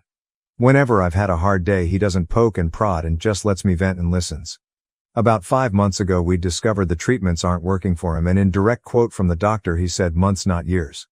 Since then he's gotten progressively worse and now is losing memory. He looked at the dog he got for me on my 21st birthday and said, "Wow, that's a nice dog. Where'd you get it?" My husband has been my absolute rock. He has been there for me holding my hand and helping me through this. He's been so loving and attentive to both my kids and I. Don't get me wrong, I am a mother first always. I don't allow myself to wallow. My kids are still loved, cared for, played with, and I haven't let my load slack around the house. Once my dad got his updated prognosis, my husband encouraged me to quit my job. About a month later we discovered we were pregnant again and I still hadn't let go of my job. I kept holding out for some reason.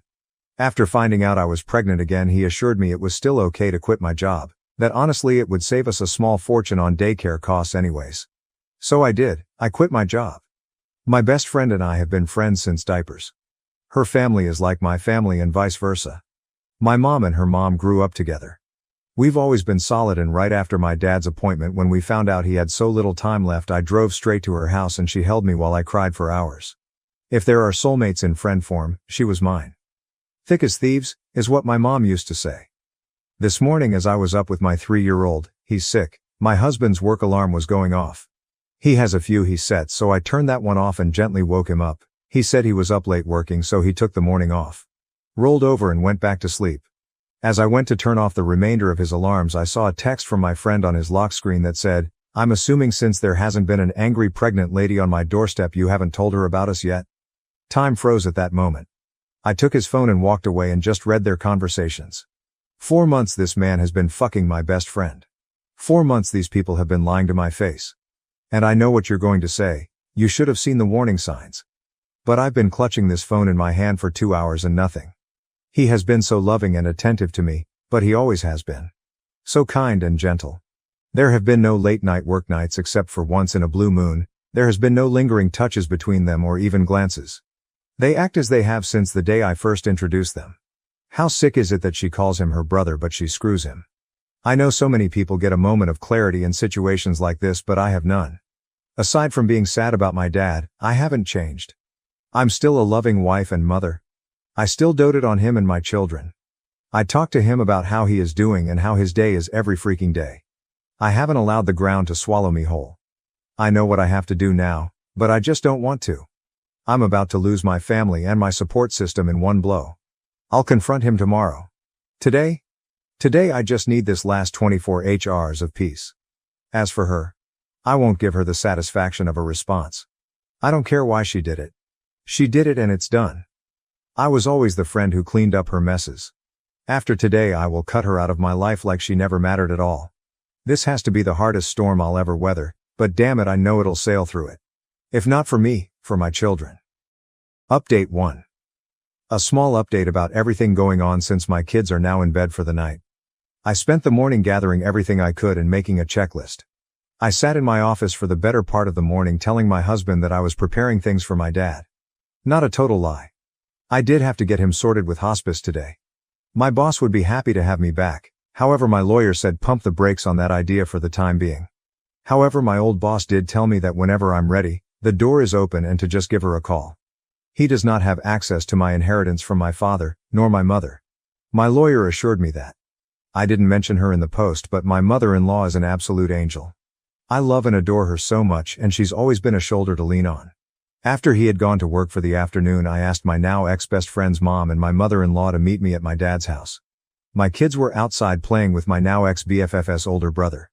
I just handed them the screenshots, saving them from the unsavory pictures and sex tape, though I did tell them it existed.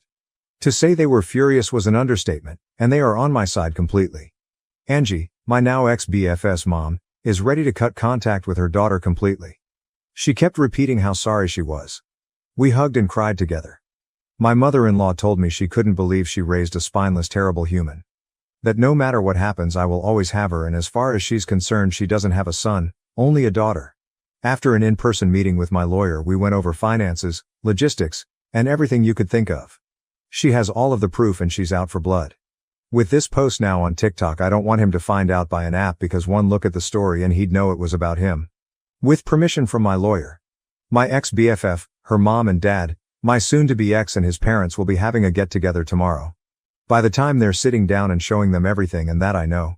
My dad, my kids, and my ex-BFF's brother, he's coming to help me juggle the kids, and my dad, being big and pregnant doesn't help with mobility. We'll be at my dad's cabin a few hours away enjoying time and space. I know a lot of people were hoping for me to get revenge or do psychological warfare, but honestly after my kids went to bed I took a shower and just broke. I don't have the strength or energy to dish anything out. I just want out. Pretending like everything was okay today was too exhausting and I just don't want to do it. Once he finds out tomorrow I'll update with the aftermath, as I'm sure it will be huge. As for now, thank you all so much for your kindness, warmth and support. Truly. Your words have helped give me the strength to keep my head above water. I appreciate every single last one of you for everything. Update 2. For my typing's sake, I'm going to give everyone fake names, so for context, mother-in-law and father-in-law, Ruth and Joe, ex-best friend forever parents. Angie and Bob, ex-best friend forever. Jess, soon-to-be ex-Tyler. Ex-best friends forever brother, Jake. And I'll just refer to my dad as Dad. I have a few things I want to get through, so I'll just summarize as best as I can, and if you have any questions I'll answer in the comments. To get this out of the way, because to me it feels important. Yesterday I scheduled a same-day appointment with my obstetrician gynecologist and got tested for just about every STD/STI out there. I got the results back and they were all negative. There's a few that take up to 2 weeks to get the results back for, so I'll be waiting on those. When I met with my lawyer I bought everything on my end financially wise, including the wills from both my dad and my mom, and I managed to get my hands on his financial documents. He stores his in his office in a locked box. I also brought over everything we had set up financially for my children. While I'm not totally sure if it's everything, I'm pretty confident I got most of it. My lawyer was happy I managed to get my hands on that much. Ruth even handed over her will to me from both her and Bob to ensure I was taken care of in the divorce. My lawyer understands I am wanting a divorce immediately. However, she wants to make sure she is thorough and isn't missing any key info. So hopefully I'll have actual divorce papers to give him in about 30 days. I'm not rushing her though, I'm letting the professional do her job. Now for the sit down. I asked Angie and Ruth to describe everything in detail on what happened. Angie, the revenge seeker that she is, forced them to sit through a slideshow she put together of all of the texts. I know a lot of you were concerned about one of them telling them sooner than later, but they were so secretive they didn't even tell their significant others about what was happening. Once the slideshow ended, Tyler tried lunging for Jess and Joe actually had to force him to sit down. Tyler was shouting profanities at Jess and telling her she will regret this. Jess started crying and begging her parents for forgiveness. Bob looked his daughter in the eye and told her he will never forgive her for this. Blood or not, she is no daughter of his. He didn't raise his daughter to be this person. Jess was always a daddy's girl, so I think that cut her pretty deep. Jess is in the middle of a divorce herself and her parents were giving her money for her lawyer and they told her she is cut off from them both financially and physically. Tyler's dad was irate. According to Ruth, he looked like he was holding back on throttling him. From there Tyler went straight home. I know because we have a Ring doorbell camera along with a few cameras in the house for our kids to keep an eye on them when we aren't right next to them. Tyler came home and saw that most of mine and the kids' stuff was gone and he lost it. Started yelling and throwing things. The house is now trashed with a few holes in the walls for decoration. When he didn't find us there, he went to my dad's. While I did spend most of the day he was at work packing and moving things into my dad's house, we were already at his cabin.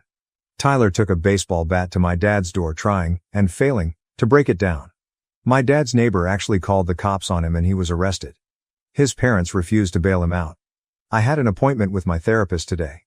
I've had one for a year now since I was struggling with my dad, and it felt good to just cry it out and let everything out about how I was feeling.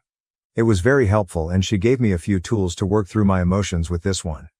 I felt very grounded and empowered leaving my session today. I'm also planning on setting up my children with a therapist when we get back from the cabin to figure out the best way to deal with telling them. I know people said I shouldn't, but I will be telling them, just in an age-appropriate way. I don't want there to be secrets and lies between us. I've always been as open and honest as I can with them, again in the most kid-appropriate way. Just because they're small humans, they're still humans and still deserve the truth. I had a handful of comments telling me I should stay and every man cheats. I should work things out because most of our marriage was good. I refuse to believe all men cheat. My parents were married for 20 years and after my mom passed, my dad never moved on.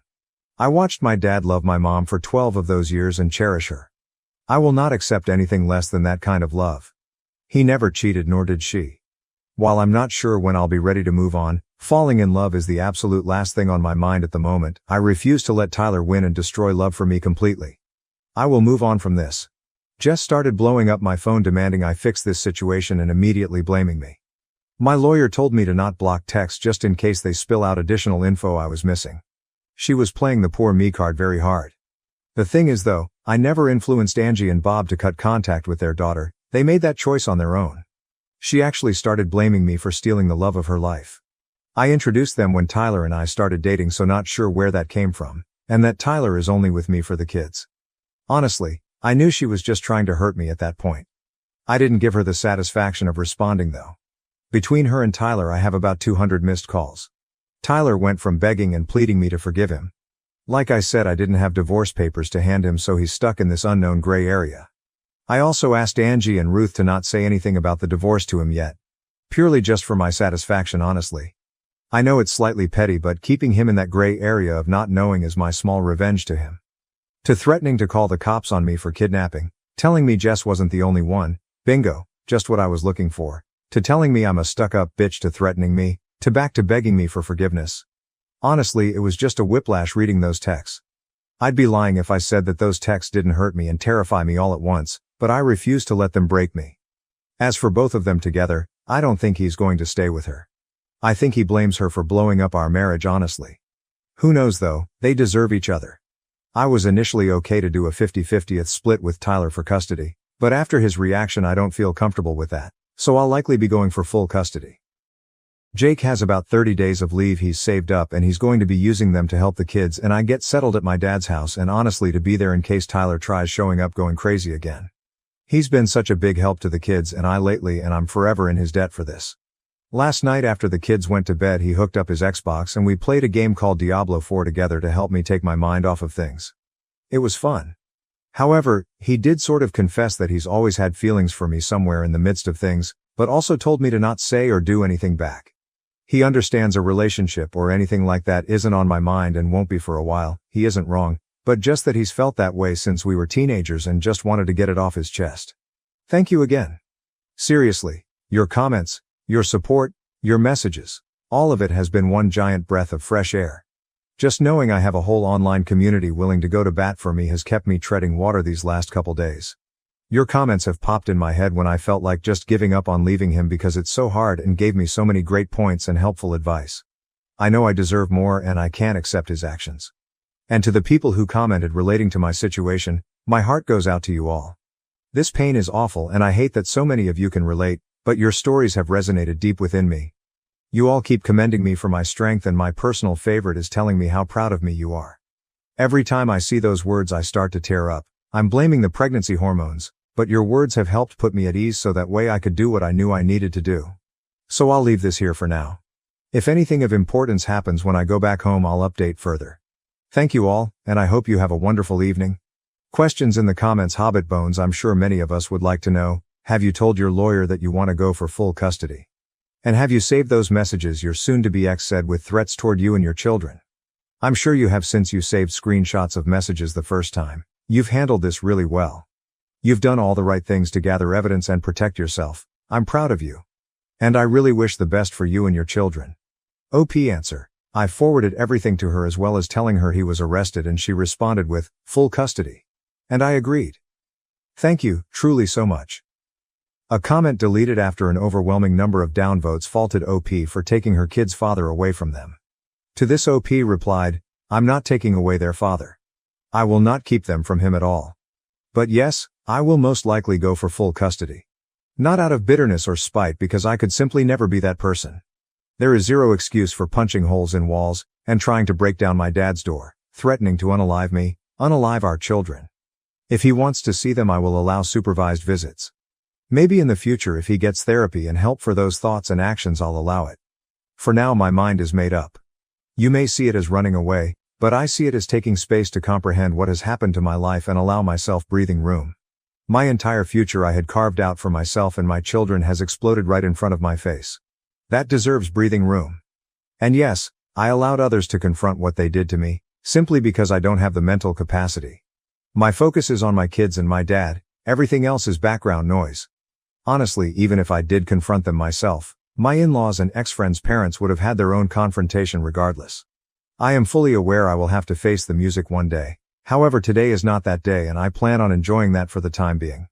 People doubted if OP's story was true, as the break between updates was quite short, with comments like, all this in 1 day and a half. To which OP replied, my doctor's appointment took an hour at max, most OBs do same-day appointments for urgent reasons. I just moved clothing, some toys and any of my important things to my dad's, which is 15 minutes away from my home, with help from quite a few people. To be honest, it wasn't even a lot of stuff to move anyways. It all fit in the bed of my father-in-law's pickup. I was lucky that a lawyer had a same-day opening spot and gathered documents that are all stored in one spot because I keep them organized. I already have weekly virtual therapy sessions, which just so happened to be today, which was an hour. All I did was give my in-laws and ex-BFF's parents the screenshots and saw them for about 2 hours before I headed home. Which I usually spend time with my dad in the evenings, so he was fully aware of where I was, but I asked him to stay home and start dinner instead of coming and drive to a cabin. I found out yesterday around 6-7 a.m. Do people not understand how little actually happened? Jess, I was hoping it wasn't you when I saw this on TikTok, but obviously it is you, Kirsten. I told you to break up with him. I told you Tobias was in love with me. You refused to listen. I told you my husband left me because he was cheating, but it was because Toby told me we could run away together and we could be together. You ruined everything, and now he won't speak to me. You need to clean your mess up instead of posting on socials being a pathetic POS. You're unbelievable. Did you think I wouldn't see this and find out? I hope you miscarry. Technical_pumpkin_65s, also somebody in OP's life, reply to Jess? Are you serious, Jade? Apparently Jess's real name. Coming here and playing the victim, you disgusting fake human being. Not only that, but you expose yourself by telling the real names. Now everyone will know it's you and your entourage. You are so jealous and have a huge obsession with Kirsten that you ruined your own life after all the mess you created. It's obvious Toby never loved you but just wanted to use you for his pleasure. There is nothing more easier to manipulate than a jealous freak who has an obsession with him. If he really wanted to run away with you, he would have done it a long time ago, but he lied to your face with the one big excuse ever, I stay for the kids. Ha ha ha, you are the clown. Well, **** here, not victim. That's why even your own parents cut you out from their lives too. You are such a shame as a woman, but also as a human being. You pretend to befriend and betray not only her but your family and your own husband. Can't wait to hear what will happen to you when more people will know around you. You will finally receive the treatment you deserve, especially after wishing her to lose her baby. Karma will do his job now. OP's reply to Jess, you told me to break up with him when I was 19 and you were engaged to another man. You never said why. You never said anything about him, because if you did I never would have been married and you would have been cut out sooner. Also, no, I put fake names in the post to protect your identities, but if you want to blast yourself to the public, that's your choice, not mine. Update 3. Hi everyone. I know a lot of people are still asking for an update. Not much has happened, but here are the things that have happened. Tyler discovered the post and asked me if I was seeking a divorce. I said I was. He apologized for losing his cool. Asked if there was any hope for reconciliation. I said no. We did have a conversation about the kids, and he'll be allowed to see them with supervision, to which he agreed to. I had another meeting with my lawyer. Nothing of major importance happened. Nothing, and I mean absolutely nothing, has happened with Jake. He didn't take back his confession, but as I said, it's on the back burner for a long while. My kids' health and well-being take priority over all else. My dad's health is on a steady decline. He's now in the hospital with no release date in the immediate future. Please send over thoughts and well wishes his way. My kids are adjusting well. We have a therapy appointment for them scheduled next week to help them. My oldest has more questions than the rest, but I'm trying to save any big conversations for the therapy appointment, so I know I'm conveying the answers in a meaningful and the least harmful way. Also, my oldest made tryouts for the traveling soccer league. Yay. Oh, and the baby is doing great. Things have calmed down a lot. Truly. I feel like I have a better grip on things. I've been putting most of my focus on my dad and kids to keep myself busy. Thanks you friends for the love, support, and for checking in. New update. Hey everyone. I'm still getting daily messages and comments for an update, so here is what could possibly be my final one. My dad passed away about a week after my last update. I knew it was coming, but it still feels like a gut punch. Thank you to everyone who kept him in your thoughts. Truly. My marriage has officially ended. Once Tyler, I believe that's the fake name I assigned to him, please don't call me out if it's not, it's been a while, discovered just how serious I was about leaving him, he became compliant and was willing to give me everything I asked for in the divorce. So my lawyer opted for a dissolution versus divorce. The process is a lot quicker and goes smoothly. As of right now, I have full custody while he works out his anger management and whatnot with therapy. I'm not sure if I'll ever trust him again with the kids, but I'm also in therapy, as are my kids. I'm not making any decisions at all right now when it comes to that. He gets supervised visits at a facility where there is an army of staff and security and someone is there at all times. That's once a week, and he does get video calls twice a week. The kids are adjusting pretty well. There are days when I think it affects them more, but they've suffered some big losses, so it's to be expected. I did decide to give the baby my dad's first name though. It just felt right. But the baby is doing so very well and is thriving despite the amount of stress I've had going on. I'm managing as best as I can with everything going on. I miss my dad like crazy, and I'm still trying to figure out how to exist in a world where he doesn't. The grief still is so very heavy. I'm still mourning my marriage as well. I don't regret leaving him, but it still hurts me deeply. However, I'm picking up the pieces and making my life whole without him. My mother-in-law, well, ex-mill now I guess. I don't know. It still feels weird. And Angie helped me out so much. They've really allowed me to lean on them in these moments. Whether it be taking the kids for a little while or cooking dinner for us when I don't have the energy. I truly am so lucky to have them. And finally, to what you all have been waiting to hear about, Jake. Jake is now back in California. He tried extending his leave, but the military said no. It was truly wonderful having him there and helping me. In the first few days after my dad's passing, he picked up so much slack for me that I will truly never be able to repay him for it. He is so patient and kind. That being said, nothing has happened between us. Though he did hold me while I broke down after the kids went to bed quite a few times. But that's the extent of it. No kissing or anything like that. He does call me and text me multiple times a day. Right now I just don't have any room in my life for romance. I have so much grief, and the weight of being a single mom has been heavy. He hasn't pushed me on it either. He let me know that he meant every word he said and that he's willing to just be my friend until I decide I want more, if I ever decide I want more with him. I wish I could be the girl that jumps in with both feet, but the betrayal from my ex is still fresh and I'm worried I would burn anything out before it started. So I asked for friends and time to process everything else in my life before I even consider processing a new relationship. He happily agreed. Oh, and Tyler and Jess are not a couple. Most of you were right, he left her high and dry. Though I don't wish misery on anyone, I'd be lying if I didn't say I get the smallest amount of satisfaction that her life went up in smoke. She's been blacklisted from her family. And I know a lot of you said it's weird that her parents did that, but if you guys knew just how deep my bond went with that family, it wouldn't seem weird at all. Angie is like my surrogate mom. She gave me the safe sex talk, the period talk, she listened to me cry about the boys who broke my heart, she held my hand while I delivered my kids. When she talks about me, she calls me her daughter. She knew my mom for practically her whole life. She held my mom's hand when she delivered me, and if anything had happened to both of my parents, she's who I would have gone to live with, My parents had that in their will. So with all of that being said, please just be kind to me in the comments. I put this off for a few days because of how hostile some people were, and the prospect of being called a liar doesn't sound too appealing at the moment. Again, I can't thank you for the amount of light and love I've received from you. I promise I read every comment and message, I just haven't had the capacity to respond. You have really helped brighten my days with all of your words of encouragement. I appreciate you all. I am so lucky to have an army of internet friends. You guys are the best. My delusional stepdad ruins my $900 prom dress out of spite. Now we're taking him to court for the damage, and the drama unfolds. My delusional stepdad deliberately destroyed my $900 prom dress because I refused to give his golden child son money for his prom outfit. He got what was coming to him. I've never posted here before, but I really need advice because I'm so upset and have no idea what to do. I'm only 17 and not sure if there's any legal action I can take. For some context, I live with my biological mom and her husband since my parents separated and were never married.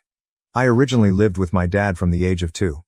He won custody in the custody battle, but he later lost custody after a severe work accident left him paralyzed, making it impossible for him to take care of me.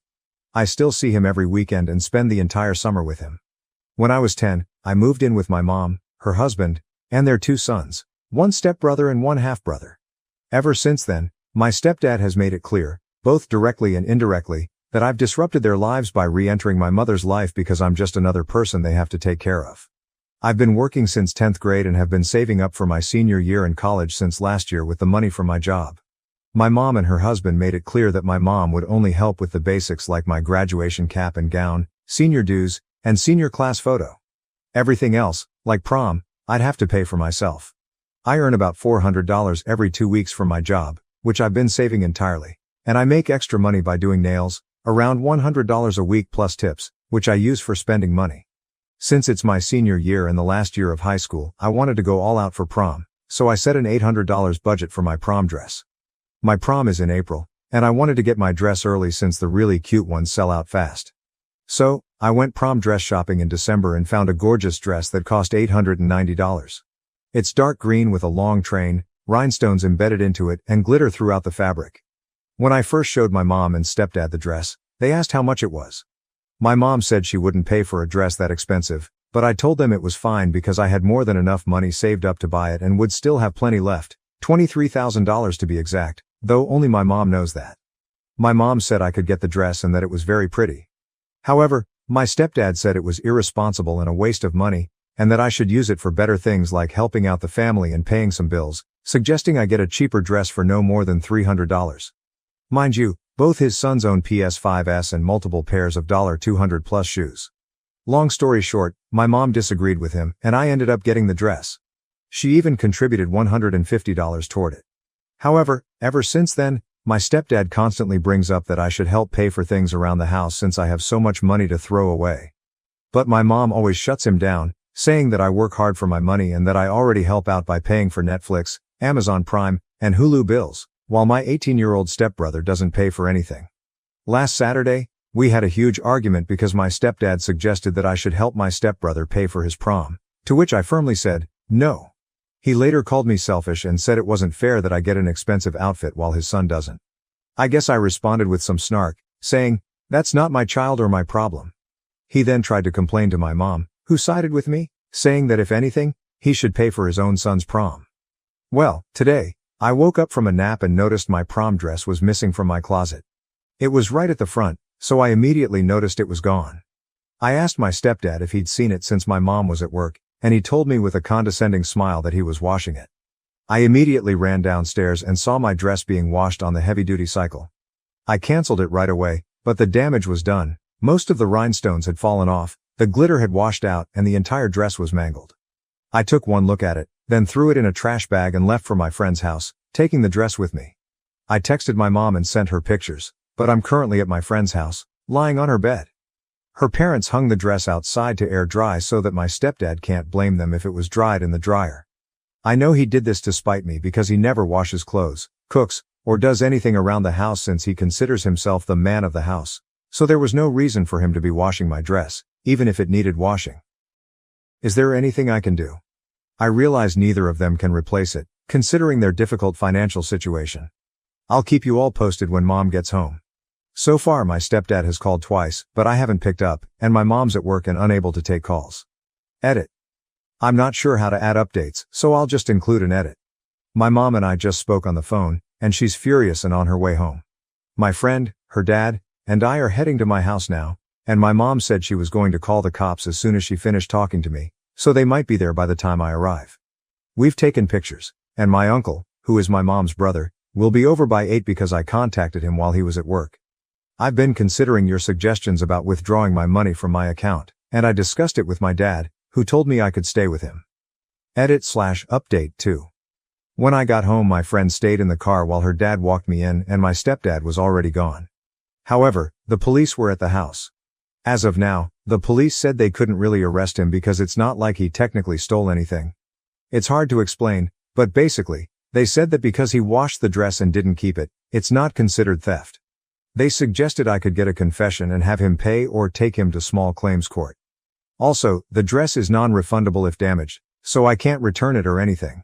While explaining everything to my mom, I got flustered and started crying. And she hugged me as I cried and told me that he's going to pay for this. This financial issue has been an ongoing argument, and I think he just pushed her too far this time because she's really angry. I also talked to my uncle, and he's off work and on his way over. Apparently, my uncle and stepdad have a rocky history since my stepdad has mouthed off to him in the past. When I explained what happened, my uncle reassured me that everything would be okay, and if needed, he would buy back the dress before it sells out, so I'll still have it for prom. He does expect my stepdad to pay me back one way or another, so it looks like I'll probably end up with my dress for free. Maybe that's a small victory. I'll likely update more later tonight, but things seem to be heading in the right direction. Edit. To clear up any confusion, I pay for the streaming service bills because I really want to watch the shows on those platforms, and my mom works hard but doesn't earn enough to afford those services on top of everything else. So I offered to pay for them so we could have them. She's not the kind of mother who would pick her husband over me, and she always defends me. My stepdad has never pulled a stunt like this before. He just tries to convince her to control my money and savings, but she's never touched my savings. I feel like that's why they always clash, because he has this mindset that, we have all these financial troubles, and your daughter could solve them with her savings, and you have access to them. My uncle came over, and he and my mom had a bit of an argument because he blamed her for enabling my stepdad's behavior by not leaving him, which he thinks is why my stepdad felt comfortable doing what he did. She argued back, saying she's always defended me against him and has never taken any of my money. Which is true. We all talked about it for a while, and she revealed that they actually had an argument last night about paying off a car payment. She mentioned how all these bills are wearing her down, and he responded by saying it wouldn't be such a burden if she used my savings and didn't let me spend it on foolishness. She got angry and defensive because he keeps bringing it up. He also pointed out that the $900 I spent on my dress could have covered the car payment for the next 2 months. By the way, he only knows about my savings because he knows how much I get paid and that I've been saving all of it, so we think that's what triggered him to throw my dress in the washer. My mom and stepdad have been texting back and forth, and he admitted that he washed the dress to teach me a lesson about not spending so much money on something that can be ruined so easily. But he deliberately set the washer to heavy duty, so it's clear he intended to destroy it. My uncle has offered to replace the dress, so I don't need to worry about not having my special dress. We called the boutique and explained everything, and they said they could order another dress, though it won't arrive until February 23rd, which is fine. My mom sent my stepdad a long, threatening message basically calling him out. She's really heated right now, so I'm going to try to ask for a screenshot later. She and my dad also talked and decided it would be best if I got my own bank account so that my stepdad can't use the excuse that she has access to my account, which is also great. My mom and I had a discussion about what's going to happen next, and she said she's not sure yet because it's all a bit overwhelming for her. She's seriously considering leaving him, but I guess she doesn't want to talk about that just yet. My stepdad is currently staying at a friend's house. I'll keep updating, and I might have another one tomorrow. My friend's parents are going to keep the dress at their house, and I'll pick it up tomorrow to have as proof. My uncle has wired me $1,000 for my prom dress, and I'm planning to use the money to replace the dress and buy new shoes. He's quite well off, which is one of the reasons I reached out to him in the first place. I'm going to call the boutique and see if they can reorder the dress, and I'll just pick it up sometime in February. However, we still want my stepdad to pay in some way, and we're working on that. My uncle has also called my other uncles and aunts, with my permission, to vent about the situation. So now most of my mom's side of the family, who all live in Georgia, are aware of what happened. I woke up to a flood of texts expressing sympathy and even some offers of money for prom, which have added up to about $300. So that's a positive outcome. My mom also contacted my step-in-laws, who then spread the news, complete with pictures, and I guess most of them are shocked, except for his mother, who is still buying his excuse that it's just a dress and it was an accident, despite the evidence. I also got a call from my stepdad's sister, who expressed sympathy, and through our conversations, I learned that my stepdad has been asking a lot of his family for financial help because, for some reason, he's bought so many things on credit that he can't keep up with the payments. My mom called my stepdad for answers, which we recorded, and he's basically trying to blame her, saying that if she hadn't pissed him off last night, he wouldn't have done it. He claimed he was trying to teach me a lesson about being responsible with money and that he had planned to lecture me afterward. My mom has now broken up with him because he blamed her for caring more about me than him, which is bizarre. This led to an argument where my mom said, "You think I care about her more than you? Well, you're about to see just how much I do." Their relationship had already been rocky because he can't manage money, and this was the final straw for her. So a lot has happened. First off, we've placed an order for my dress and it's being shipped now.